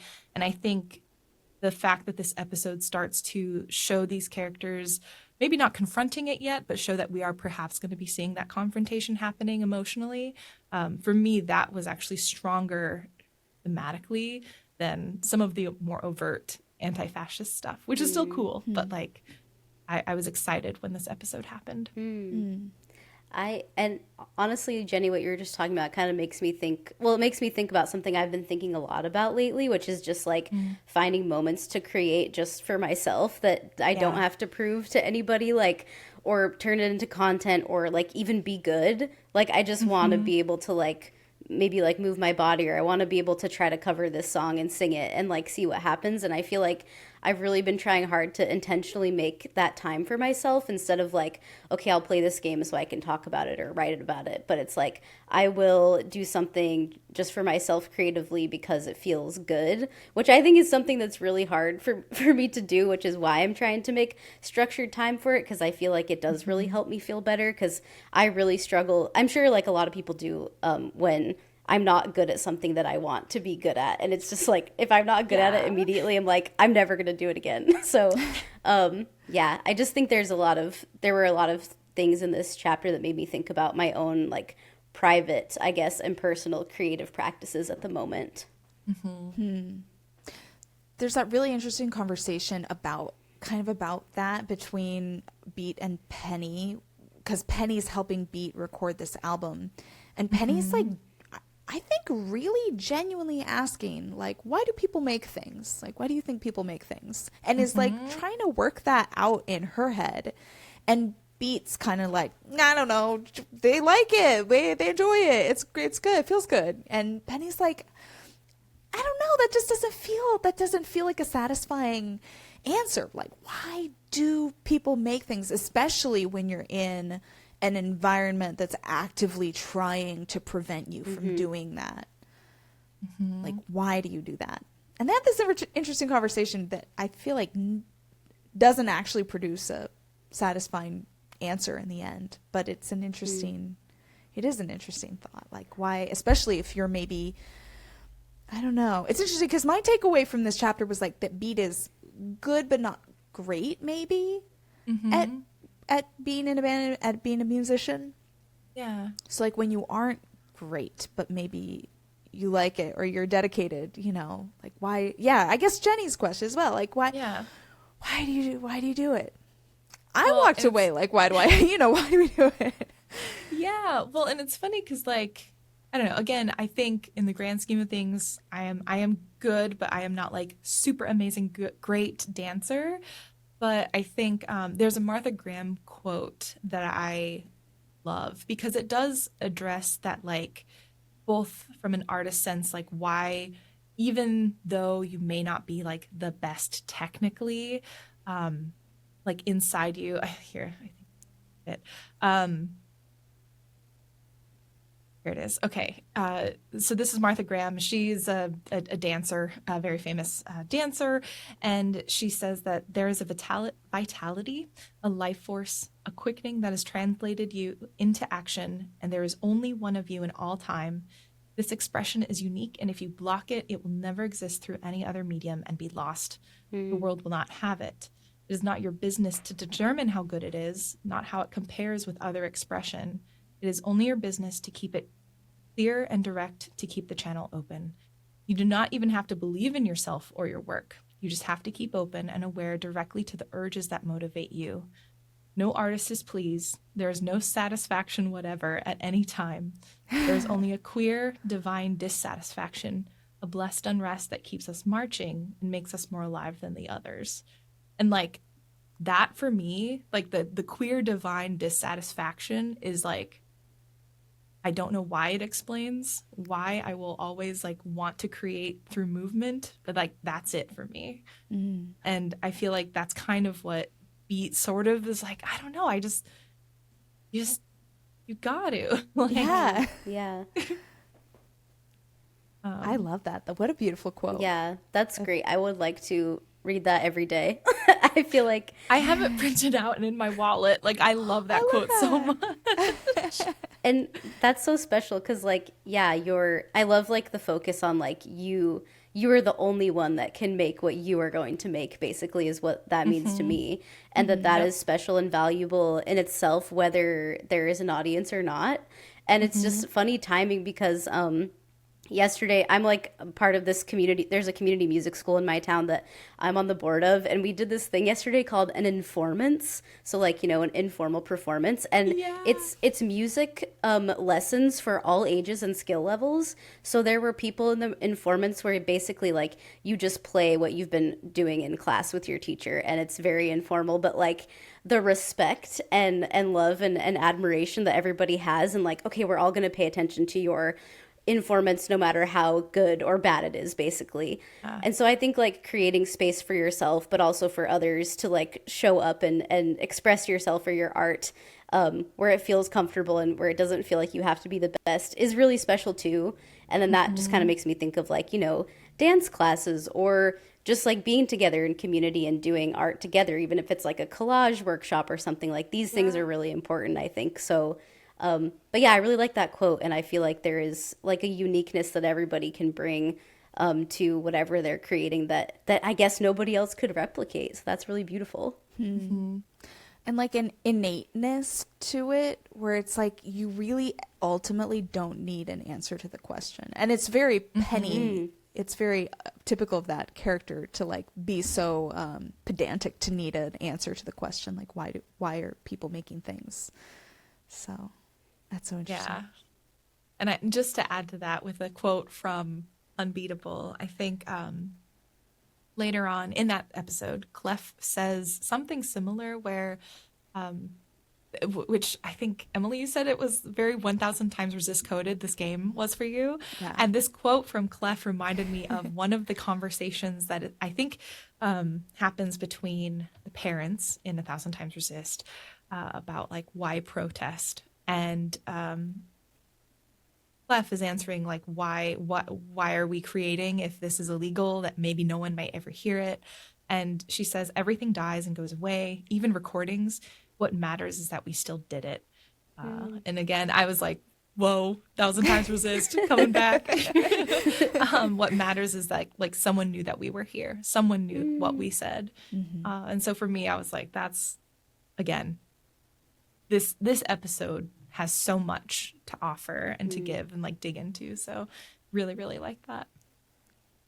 And it's interesting that Penny holds a pretty large, I guess, or a larger slot of time because she offers up the studio space. She's kind of helping produce the music for this demo album. And at the end, we see Penny in front of the studio. There has been like some sort of explosion. Everything, you know, things are getting damaged. Penny has escaped and basically says, you know what? I'm tired of not being part of this resistance, this action. I want to play a larger role. So episode 5, pretty short one. We go straight into it. Episode 4 doesn't have a credit scene. And in episode 5, Penny and Beat break into like the main harm facility and basically try to figure out sort of what's going on, you know, within it. Where we learn very big plot twist that kind of came out of nowhere for me. So throughout the harm sequences with Rest, there has been like 2 conversations where Svaranda, I think is what Sarando, I think is the musical term, the name. There is Sarando. That sounds right. I don't know how to pronounce it, but I was like so confused. I'll get into it in a minute. Yeah. Okay. So there is this character who is maybe sort of higher up, maybe not, from Rest in this organization Harm. And we learned that Penny, as they're in the Harm building, Penny is actually not just your average prisoner, protester, normal person. Producer. Penny still is a DJ and producer, I guess technically. She does say that. Yeah. But she does make a point. She's still a producer. But she actually is a researcher for Harm that's been undercover with the band this whole time. I was like, what? I knew she wasn't good. Like, I knew her vibes were off, but I was like, what? But this is a whole other character, it seems, that I don't understand what's it just it comes at you really fast. It does. It happens very fast. I think for the high level explanation is she is a researcher of the silence and like this event that happened that caused sort of like the big explosion that happened as we learned at the One More Final concert, Eve's concert. The silence, something happened at this concert in particular that caused like the silence to appear, and she's trying to study why this moment in time and like since then silence have been a thing in this world. That's kind of what I was able to ascertain. Mm-hmm. Big asterisks. Who know? If you know more, please let us know. I feel like another note to that too is that her research has not all been like above board. Like she's doing a lot of questionable things in her research. Yes. And I thought that was important. To me, like the lesson learned about Penny and how she relates to fascism is how dangerous it becomes when you've got concentrated power with no oversight. Mm-hmm. And it felt very reminiscent of like a lot of the tech industry leaders right now, like huge concentrated power, no oversight, no regulation. She's doing anything she wants. Yep. And it even gets out of control relative to like what the fascists want her to be doing. Right. Because there's a point where she even says that Rest is her boss that she pays. And it's like, oh, okay, this is a messy relationship in that sense. Because at the end of the day, that means she is calling all of the shots because she holds the checkbook for all of this. So yeah. This episode is, again, I think it's maybe the shortest one other than the first, and it really serves to have that reveal. We also learn that Beat, similar to the Silence, these spirits that have been showing up, Beat and the Silence are made of the same thing. And I still am grappling with that a little bit.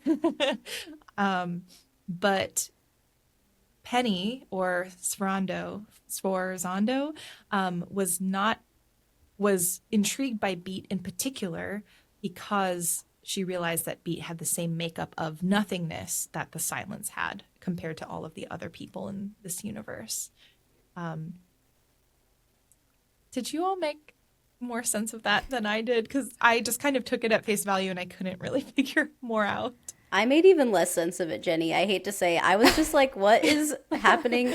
I don't understand. Like, I think it was the part where for me, although it was very like visually engaging and like big reveal, this is a villain, like that was basically all I took from it. And then the ending with like the beating up felt very like anime movie or something. Like to me, like I was like, oh, this is like very over the top.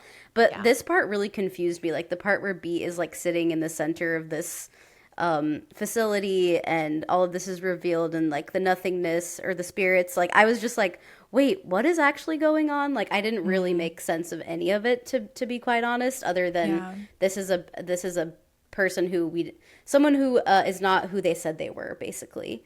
And that was basically all I took away from it. I think the thing I was really, really trying so hard to figure out based on this chapter was like, we learn a lot more about the Silence, but we also don't learn a lot more about the Silence. And I think there's a lot of really beautiful writing in how, I'm just going to keep calling her Penny because it's easier to say. Yeah. She has a lot of really beautiful dialogue where she's grappling with like trying to comprehend what they are. Even after all this research, she's like, I think she says something about how like, I know more than anyone in this world about the Silence and I still don't really know what they are. And about how it's like they behave the way you think they're gonna behave. And she talks about like the cops' bullets only work on the Silence because the cops haven't been told that they don't actually work. and then she talks about this whole idea of like it's this, they're the shape around an emptiness that you can't describe. And that's where I'm like, this is very poetic, but I have no idea what you're talking about. A shape that you can't describe is wild. A shape. Yeah. I know, a shape that you can't. No, and it's so true. And I think, I feel like this is like, it's on the tip of my tongue because in episode 6, which we'll talk about in a second, because I think we kind of covered what we know about 5. In episode 6, where we talk a lot about this, like, sort of this, the feelings of grief and what it feels like to lose someone. I'm like, that's where the shape of where, like, a shape you can't describe, a shape that's like empty that you can only work around and can't fill in, like, that concept with grief makes sense to me. But when we're seeing it here with the silence, I'm like, but what does that, why does that mean music is illegal? Yeah. Why, like, I still don't understand why music is bad and why the silence being present because of the music is bad. That was very confusing for me. Yeah. I feel like this is another sort of time skippy weird moment because we begin at the beginning. Because we start at the one more final show, the same scene that we started at the very first episode of this game. It was at this point I realized that Quaver's bow is Eve's scarf. So I was like, oh my gosh. So that was a moment for me because I did not make that connection before. And I will just say this episode is the most back and forth surreal episode because we are constantly changing from pink-haired Beat in this world where music is illegal, and we are getting ready to have a final showdown against Harm and the Harm agents and sort of the void of the silence that has started to take over. We go then also to Beat with brown hair as Beatrice and what is going on in that life. I don't know what to call it, that universe. And then we have sort of the mindscape Beat, that where we are in another world of her mind. And I think we're just sort of very surreally exploring a lot of the themes that she's grappling with internally. So there's like 3 major components to this, and they're all interwoven, and it gets a bit chaotic. So maybe we just start with the pink-haired Beat and the story from that, where it's like in this universe with pink hair, Beat, and Quaver, and Trouble and Clef. What they're doing now, it seems like it's been a few months at least, maybe even years. They talk about Beat's been gone since the pummeling incident with Penny and all of that. And the silence seems to have taken over. There's black voids everywhere. And so really through the end of this episode, you are going with Rest to each of those major spots that you've been in your game adventure and destroying the voids, I guess, for lack of a better word. I was a little bit confused just because, again, I'm like, we're back in we don't know how much time has passed and what's exactly going on here, because I wasn't sure if it was the silence that had gotten out of control or what exactly, but we were fighting something. Yeah. I think I was just struggling so hard to figure out how much time had passed. And I think that Rest at some point says it has been years. Years, yeah. Mm-hmm. So that was confusing, to say the least.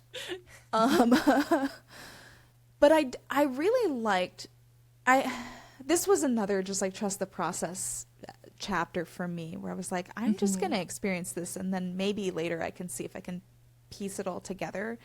But I liked, I had to kind of go back and forth between the two because it's hard to pull them apart completely.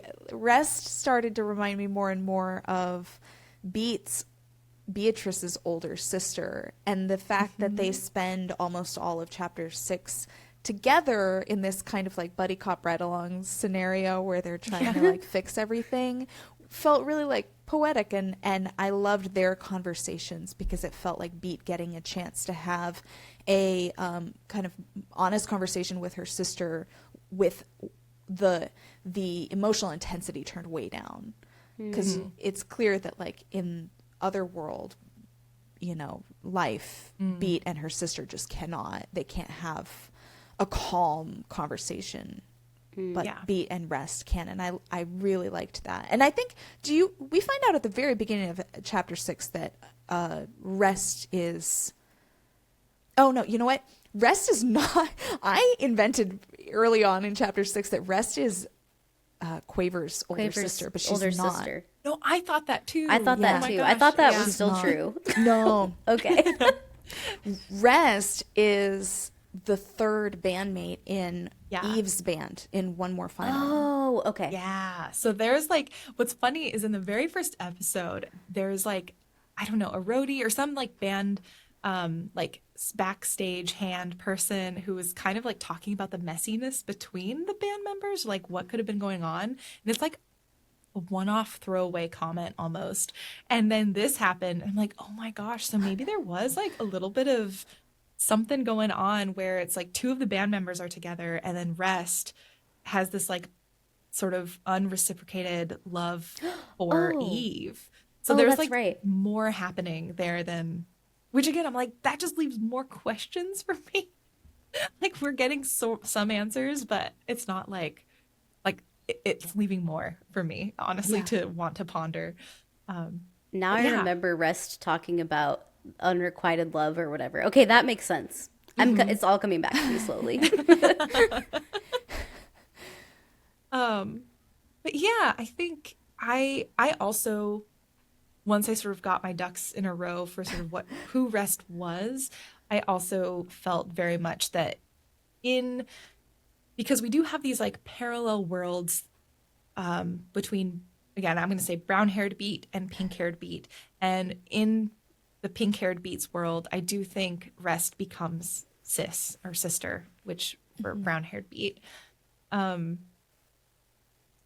what I liked, even though different conversations with the voids hit differently for me, is I like being able to go back through sort of backwards through each area of the world that you've been through and see each character and sort of deal with whatever, I don't know, I guess struggle or challenge that they've been going through in those years since, where I think Rest, he wanted to be a cop because he actually wanted to help people and do good.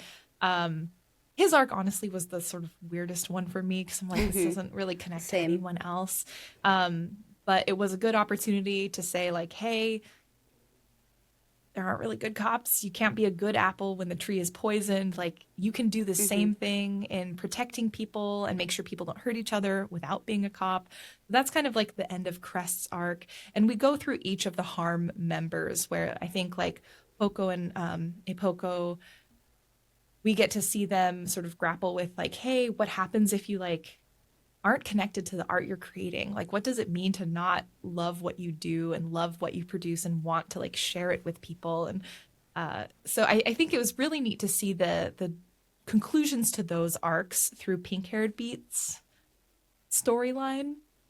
And then interwoven with that, what I found was more interesting personally was what was going on with brown-haired Beat and her mom and her sister, and how you suddenly start seeing that this isn't just about Beat grappling with not being good enough in the band or not having a good job. It's on top of that, the overarching layer for her is her mom has cancer, and she is trying to make all this stuff happen while knowing that her mom is very soon going to pass away.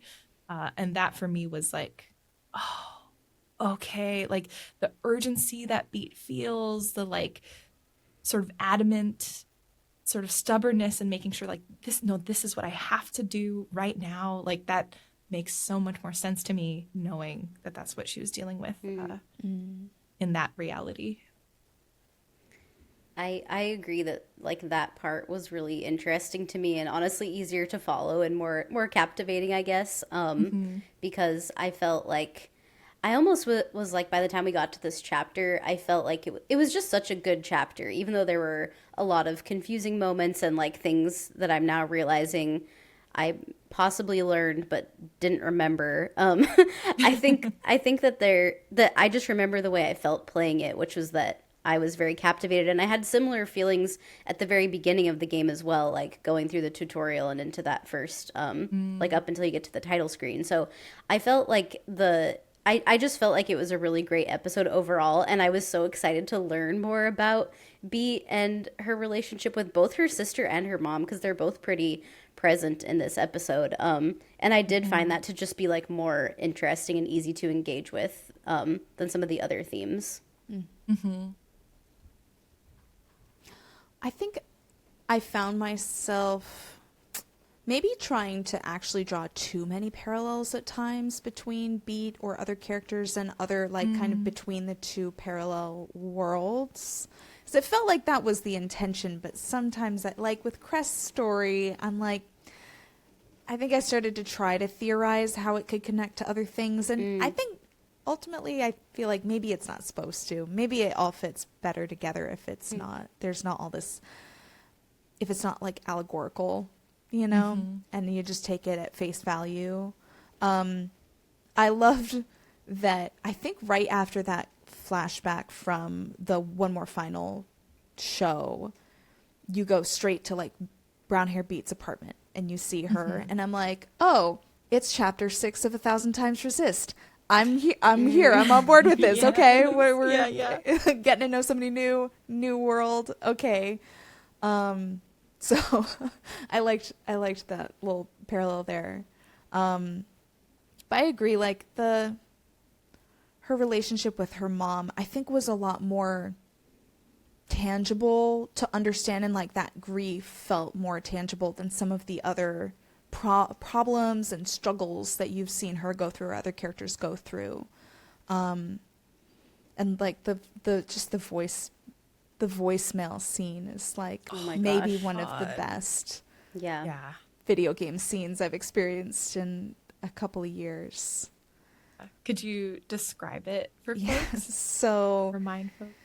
So you have a scene, I think, right before it where she is visiting her mom in the hospital and her sister's there, and her mom is not doing great, and I think you can kind of you can tell that she's trying to communicate that, but Beat is feeling beat down by just life and her band and college, and is really rude to her mom, and that sucks. And then she gets home and she gets this voice message where her mom, I think, like for the first time, gets to honestly, openly talk about her experience of having cancer and how even when you're someone who feels like you have a lot of fight in you and you feel like you can tackle anything, you can get over anything, just that experience of like grappling with maybe I can't get over, maybe I can't get through this, or even if I can, maybe that is not going to be good.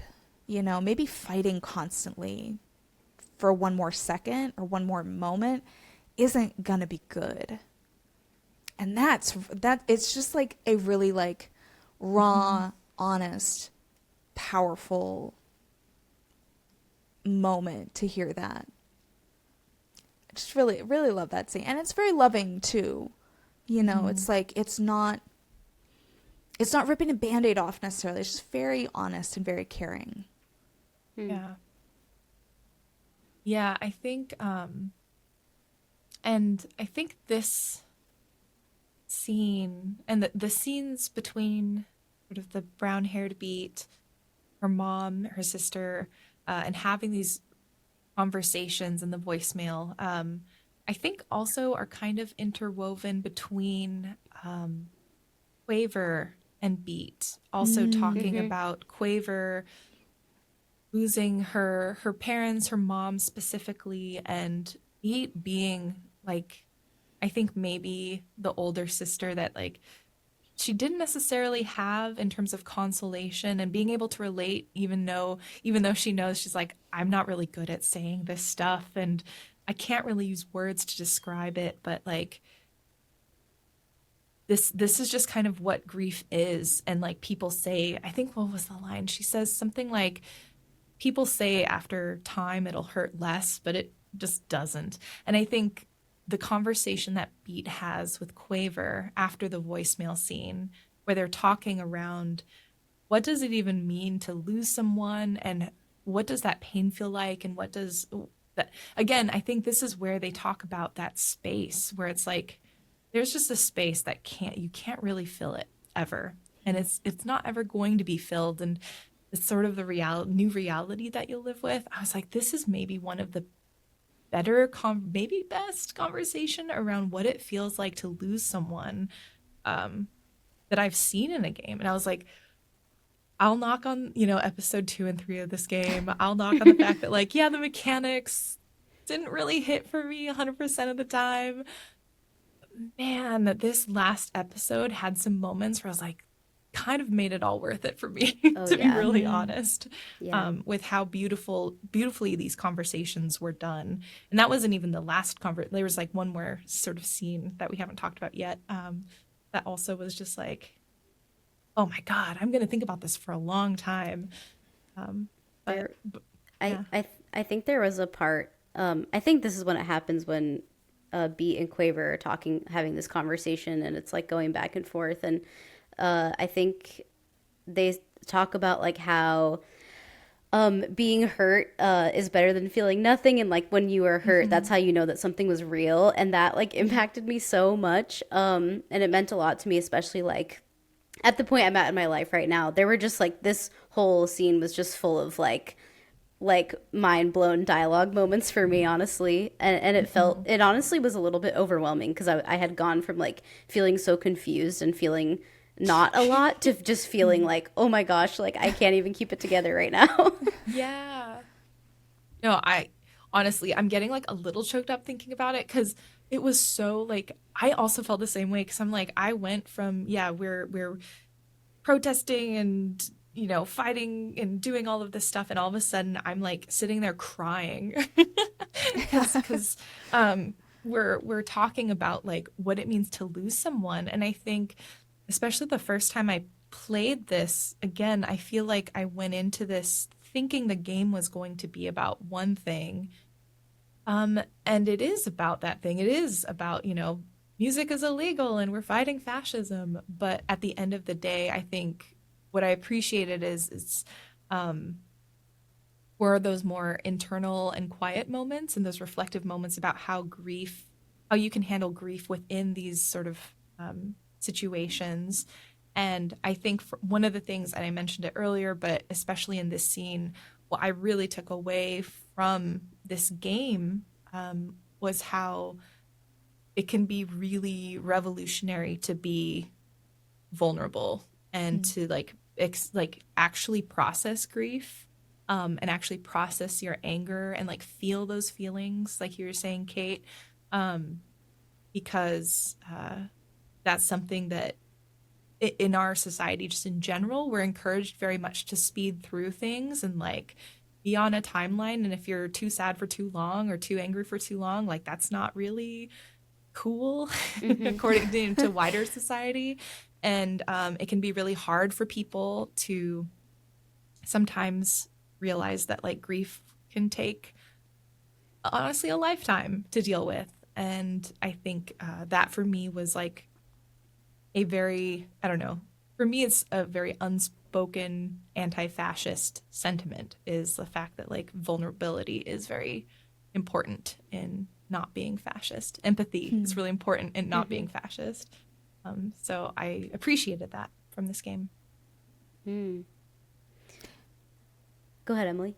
And just the fact that when you're living under fascism, these things, your life goes on and these things still happen, and that these things are still important. Like the personal things in your life are still important, even if you're focused on resisting or doing something really big, you still matter, and that being very anti-fascist, that you still matter and the people in your life still matter. And the fascism wants to make everything very sterile, you know, and and all about systems and all about rules and not about, you know, personal things. So I love that. But it does feel really contradictory at first, because it's like, Yeah. you know, you go in thinking, oh, this is going to be all about fighting the system. But and that is part of it. Yeah, I mean, it's Yeah. like it's one of those things where I don't know, it's like yeah, like you want to go out and you want to do like the big things and you want to do the stuff that's like I want to go and I don't know. There's a lot of debate in terms of the effectiveness of protests, but it's like you want to go out and do direct actions, you want to protest, you want to do the visible things. But I think some of the toughest and most important work you can do right now is like that internal work, like truly facing yourself and sort of understanding where you're at emotionally and what you need and what you don't need. And I think that was kind of again, it was the surprise of this game for me because I was like, oh yeah, like it's actually really important to, before you're out, you know, creating anti-fascist albums and, you know, putting up graffiti. It's like, are you okay? Like, are you first set? Have you taken care of your house first before you've moved out to this other place? So, yeah, I thought that was really, really good. The last scene I wanted to bring up before we, you know, have the final show and all of that exciting stuff happen is this I call it the 7 years scene, because it's the one where both pink-haired Beat and brown-haired Beat are sort of walking through doorways, and there's a lot of reflective conversation happening. But I think the pinnacle of this conversation and this reflection of who you are and who you were is this idea that every 7 years all of your cells have regenerated. Yes. And Beat says something to the extent of, "Well, at this point, I don't know who I am now. I am different than who I was 7 years ago, but I just want to know, and I hope that I am better than I was before, that I'm kinder to myself than I was before, and that I'm better to myself than I was before." And I was just like, oh, that's so like, what a great thing to reflect on, you know, post game is, you know, what are the ways that you're, even if you don't know who you are, that you're continuously trying to be better for yourself and others. To me, that was like the most like powerful moment of the game, you know, like the whole, that's the point to me of this game, is like just always being better. And I actually, after she said that, I felt like I appreciated her little conversation with Crest more, because it from coming from Beat at first, it feels a little bit like she's partly talking about her music and like knowing she's always improving, but then she's also talking about, you know, herself and her ability to connect with people. And then I think it can also kind of tie into what she's talking about with Crest, about like, it's not too late to make a different decision. You are not ever locked into, if you feel like you've gone down a bad path, it's never too late to do something different. And you can always, as long as you are better than yesterday, that's a good path to be on. I'm glad you made that connection. I think that makes me appreciate Crest as a care, like Crest being there in general. I think that makes a lot of sense. And I think, yeah, it's easy maybe to look at Beat and be like, yeah, I want her, you know, she's better than she was before, and I'm like excited for her growth. And it's like, can we look at a Crest, and if he tries to change and he's better, like, I don't know. I also try to think about like, I'd like to think that I can allow people to grow and be better, but sometimes it is hard for me to not let go of the past or not think like, oh, how different can they be? And so, you know, I think it always depends on context and the person and the situation, but it's one of those things where it's like I think we should hopefully afford everyone the opportunity to change and leave that room for them to change, because otherwise that's not a great place that I would want to be in, at least. So, or a world I would want to be in. Yeah. So this again, we go like I think the dichotomy for me between like episodes 2 and 3 and then like this last part of the game where I'm just like, there's just so much to go into, and again, so much. Even on a second replay, I feel like I'm just starting to understand things. I wish I had more time with this game. But we end up with this final show going through this sort of epic battle, rhythm battle, of course, where you end up playing like eventually all of the characters pop through and you play all of them sort of sequentially through this rhythm game mechanic, and you take down harm, basically. And I know my camera's disappeared. It's overheating. It's summertime. I keep forgetting to bring my fan in.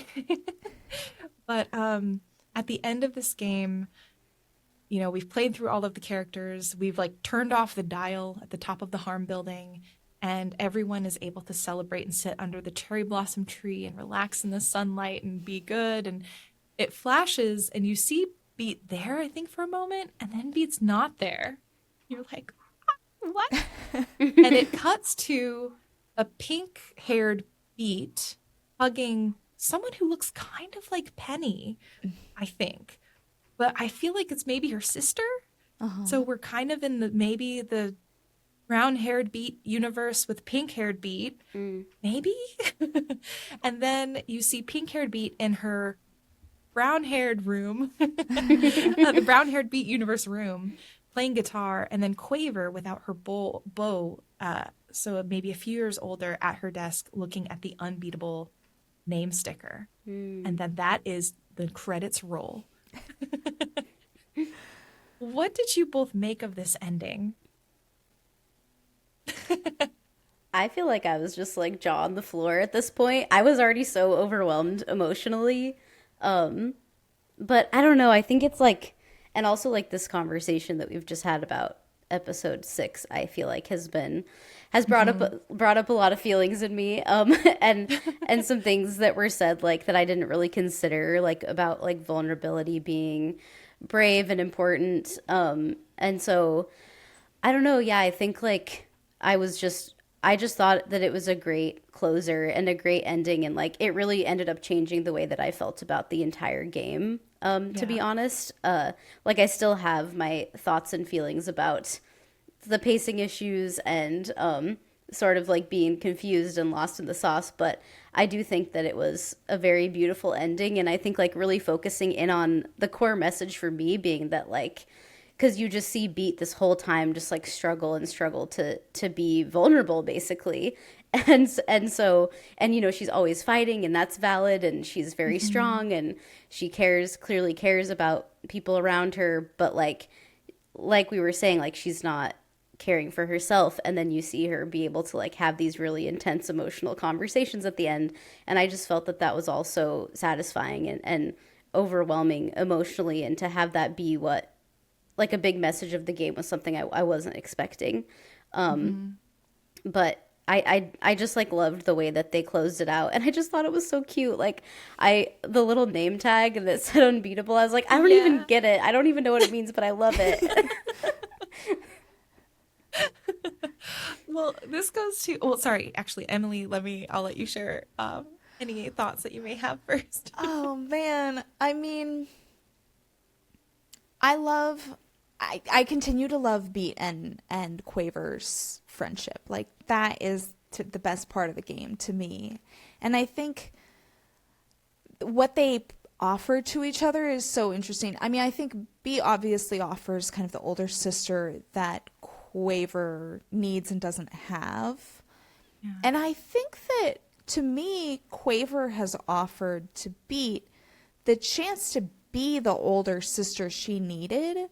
And I think there's something really healing sometimes about getting to be the person for someone else that you really needed and didn't get in life. Like that's a really special experience. And I feel like that's the thing that Beat takes away, in addition to all of her own, like, you know, internal processing of stuff. I feel like that's why they were brought together. I assume we're also going to talk about the question of, like, what happened here? Because there are hints either way, I think, around what be what's real, I'll say. Yeah. The big question, I think it's kind of fun to debate, because I agree. I think you could argue for either way. At the end of the day, is whether or not you believe, like, was this all a dream? You know, was this all some sort of, like, in her head, not real thing that she was just grappling through as a coping mechanism, or is Beat able to somehow traverse lanes of existence, and was she transported, you know, whether Alice in Wonderland kind of style, isekai anime style, into another place where she was able to go back and forth between and live sort of dual lives, essentially, for a period of time. Curious what you both think. Well, I kind of feel like I'm more leaning on for my own, for myself, basically, that it was more a dream, because and like maybe that's why I didn't get the answer of like why music is bad, because like that honestly does kind of bother me a little bit that I didn't get that answer, because in my head, like, it was such a clear message, and I wanted to, or I expected it to be such a clear message, I guess, in my head, and I went into the game with a lot of expectations, and then ended up really valuing a lot of parts of it, but like not really seeing any of it coming the way that it unfolded. And so I think leaning on the fact that it, for me, that it is more of a dream, or like some sort of response to something that she's been through, is like a more positive interpretation for me, just because if that's not true, I actually would have liked, and I think it maybe possibly would have been important to dig more deeply into that part of the story, as to like the reason why a fascist state can happen, and like what is the actual like reasoning behind this. Because I do think that's a really important thing to talk about. But if you are going to talk about it, I just want more. I want that to be explored more, basically, within the world of the video game, because I think it's important. So for me, I think I'm leaning on it being a dream, just so that I can like come away with a more positive experience, to be honest. And because I did clearly take away a lot of value from the interpretation that I got from it, and what I think the game was trying to deliver me in parts that I could understand. So that's kind of where I'm settling on it at the moment. What about you, Emily? That's so interesting, because I feel really strongly about, I think there's a good case for either. For me, feel really strongly about both universes being real for two reasons. One, I think if this is all made up in Beat's mind, and this is how she's processing her loss and grief, then I think, to me, the fascism becomes allegorical for something else. You know, the fascism becomes like a stand-in for maybe her sister's attempt to control her and her life. But I really want the fascism to be fascism. I want this to be a game about how fascism sucks and how to fight it. And so I want the fascism to be fascism. And that's more, it feels more true if both universes are real. The other thing is, I think it's not always, I also agree with what you say, Kate, about like the plot holes go away if it's a dream, because it doesn't have to make sense. So I agree with that. But I think if it's a dream, it also flattens everything. And this is a problem I have with just like, it's a dream, it's all a dream theory about like any game or movie or whatever, is that all of a sudden all these characters you've gotten to know become completely flat because they're no longer real, and they don't have internal lives, they don't have their own motivations, they're all serving the internal processing of one person. So you go from having this really interesting complex cast of characters to really only having one character, and they're all reflections of facets of her. So I want it to be I want them both to be real universes. That's my argument. Yeah, I lean towards wanting it to be both real, parallel universe, isekai somehow, which again, I'm like, I would love to, maybe not in the form of, it doesn't have to be in the form of a game, but like if the devs ever were to release like a zine, webtoon, anime, I don't know, something that helps expand upon, because there is so much to expand upon within what they have created. They've left so many holes and sort of gaps in what we know. I don't know how intentional or not it was, but I think for me, I'm similar in that I I really want each of these characters to have their own arc, their own journey, separate from Beats. Um, I also think there are like subtle little things in this game that make me feel like it's real. Specifically, the ending where we see um, Quaver looking at the unbeatable sticker, because for me that's like I I don't know why that would exist. Like, why would Quaver be older looking at a sticker that they created in this time period of their lives? I don't know. I'm just like, for me, that's like the indicator to me, for whatever reason, that this was not a dream and that this happened somehow in a parallel sense. But I agree again as well that it was a dream would alleviate so much of the plot. Just made things so. Yeah, I don't know, but I think to retain to what Emily said, to retain the stuff that I really appreciated about it, I think I have to have it be real parallel universes. Yeah. Yeah, I just feel like there's so much to say about fascism right now. And so I was kind of just like, I wanted to, I guess, see how the game would explore that. But then when y'all were talking about like vulnerability being a part of that, it just makes me think like, oh, like that is a part of it too. And that is saying something about, you know, the world that we live in and about fascism. So like, I don't know, there's a lot. I'd be curious to see how I felt upon a second playthrough, hopefully understanding more, but I have to, for my own sake right now, go with the it's all a dream theory. Yeah. Makes sense. I feel that. One of the lines that we see repeated, I think it's at least 3 times in this game, is "It's not a love story," referring to this game. And at the very beginning, we get the expansion of "It's not a love story, not like you think anyways," but I guess that means nothing. All stories are kind of love stories, at least the good ones are. Why do you think they included this in multiple portions of the game?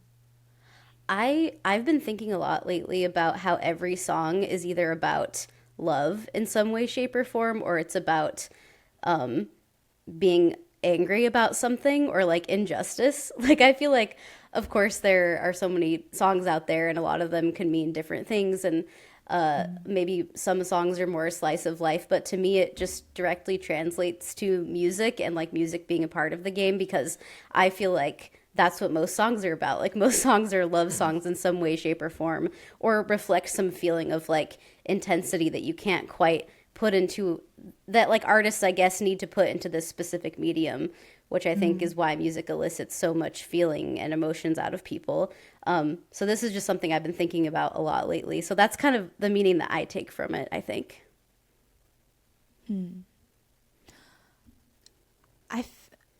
I like the bit of this recurring quote that says all stories are kind of love stories, at least the good ones. Just that I think anything that has real profound meaning is going to touch on some kind of love. And I think, you know, there's a lot that comes up in this story around love and grief and what it's like to lose somebody you love. And then there's this process that really doesn't get touched on explicitly until chapter 6, where Beat's trying to figure out how to feel about herself. And she talks about how she really relied on her mother loving her in order to love herself, or at least not to hate herself. and that upon losing her mother, she kind of lost the ability to know who she was or really feel any love for herself. And I think that conversation with herself at the end, where she's saying, I don't know who I am, but I'm better than I was, kind of is that like moment of an attempt, maybe a first step at loving herself again. So I like that it explores it. This game like really explicitly explores almost every kind of love except for romantic love. Romantic. Yeah, I like that. Yeah. Yeah, I still am honestly chewing on this quote. I think my first reaction essentially was the fact that even though this doesn't, when we think of love stories, we usually do think of that romantic love first. I think more in Western society, at least. And the fact that this is a love story, it's not that kind of a love story, but it is about so many of the most important loves that we'll have in our life, like the love of our passions and the things that drive us emotionally in terms of artistry, the love of community, and the things that we do for people, the people around us, the love for ourselves, our self-love and self-appreciation. So I think that was my first read of it. I feel like I keep coming back to the line of like, at least the good ones are. I don't know why, but I keep coming back to that line, and I think I'm probably going to keep thinking about this quote. What's nice is I noticed they have an update on Steam where I think now you can go through episodically. Like you can pick the episode that you want instead of having to play through the whole game again. So I might do that instead of like replay a third time. Probably not now, but maybe in a few weeks or something, and revisit this game, because I do feel like there's something more to what this is that I'm not seeing quite yet personally. And I'd be curious if anyone, maybe in Discord also, anyone listening to this has any thoughts on this quote in particular, because I thought, again, it repeated 3 times. So Yeah. that's pretty significant in such a short span. Yeah, I gotta play this again. There are so many little, I think there are a lot of hints at things that we're asking about too that are really hard. You come and go so fast. So Yeah. I'm still gonna be working on what the silence are exactly, Yes. Yeah. you know. Yeah. Well, and I think what's really exciting for me is that, again, knowing like this is, I keep saying it, but it's super impressive to me that this is the first game from this team. And I really, really hope we see them create another, at least one other game together again, simply because this has so much going for it in already. And I would love to see what they can do once they've had the opportunity to, like, they've worked together once already. They maybe have like systems in place, and then they can really more freely create without a lot of the things that happen when you're making a first game together happen. And I am just really excited about this team because there is a lot here. And yeah, I think I've repeated this twice now, but I'll just, as a closing thought for myself with this game, even though it takes a while to kind of ramp up and get into it, I do think that if you're willing to like put in that investment, ultimately the narrative payoff for me was pretty worth it.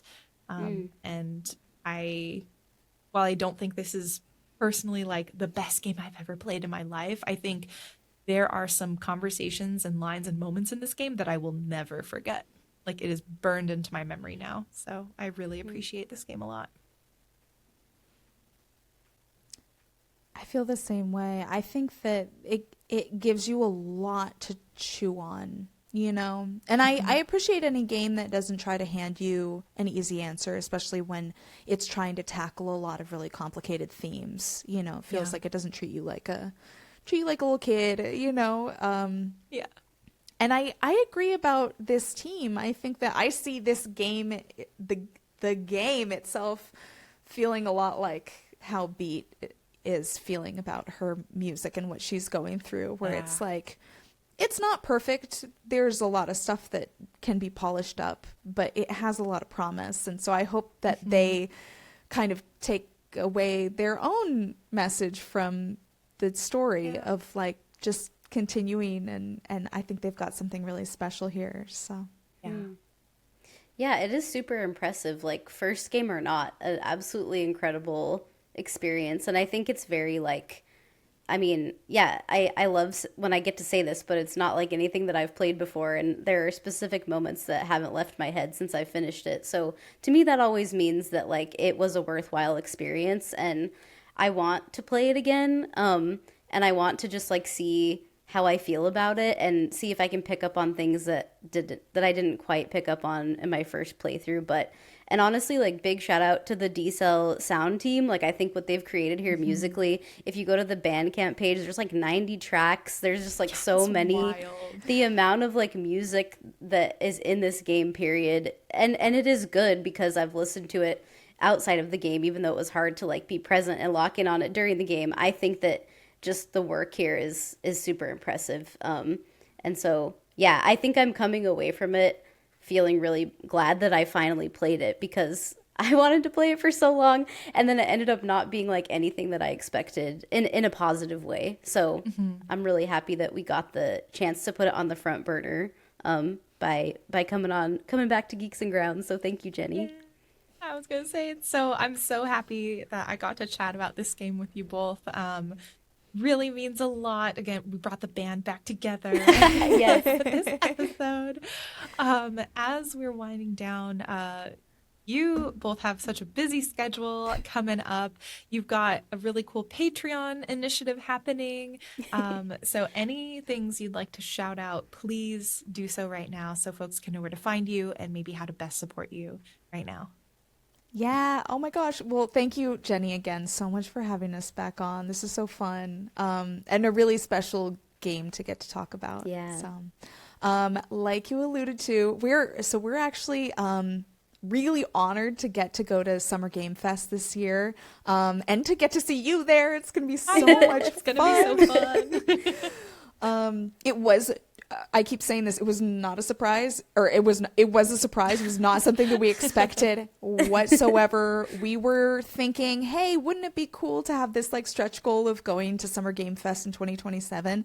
And then it happened this year, and we're so honored. But it just, it wasn't in our original plans. So we are doing a little fundraiser if people want to go to to patreon.com/no small games. We have a pay what you can. Indie Game Smasher Pass video. So go check that out if you're interested, if you want to support us. It really means the world. And if I know things are really rough for a lot of folks, financially, so there's no pressure. We are going to be covering SGF, so that's really exciting, and we're going to have fun coverage coming up later on in the beginning of June. And Kate, I'll kick it over to you to talk about other stuff. Yeah, and I'll just say you can find all of our work at nosmallgames.com, where we also publish indie game reviews and listicle style articles, and we are a bi-weekly indie game recap and review podcast. So we do deep dives very similar to what happens here on Geeks and Grounds. Our shows have great synergy, I would say. And Jenny has joined us before for 1,000 Times Resist, so I would encourage y'all to go check that out. And then we also do monthly indie game roundups where we talk about all the indies we've been playing once a month. And I think that's everything. And you can find us on Instagram and Blue Sky under No Small Games. Yay. Yeah, everyone go support Emily and Kate however you can, because they're amazing. And I admire all that they do within the industry. So, yeah, thank you everyone for listening. This is including the month of May for us, but it was super exciting. We have semi-intentionally, because I did group the games myself, even though not all of the games were selected by me, they were voted on by you all. But just to finish off our sort of artsy creative arts arc that we have here, we had Chicory, we played this game, Unbeatable, and we're going to be concluding our creative time with Sayonara Wild Hearts. which is an incredible experience. We'll be rejoined by the wonderful Josh Boykin, who I won't bury the lead. I cannot think of this game and playing this game without also thinking of Josh, because we just had such a fun time playing it together when it launched. And so I'm really, really looking forward to this conversation in June. And our first episode will be out on June 2nd. So keep an eye out for that. The first newsletter will be out on the 3rd. But of course, if you want to get started and just hop into that game right now, I highly encourage it. This is one, honestly, it takes maybe an hour and a half to play, maybe 2 hours if you really are going sort of slow and stopping in between or having a harder time. But this is one that I think is worth multiple playthroughs simply because of its structure and how much information is layered into this game. So we'll have, again, the full introduction to it on June 2nd, but very much looking forward to it. So find out all the details at geeksandgrounds.com. And until then, I will see you next time. Our cells, it won't be 7 years, so our cells won't be fully regenerated, but keep being different, keep being better for yourself and for others, and we will see you next episode. Bye. Bye.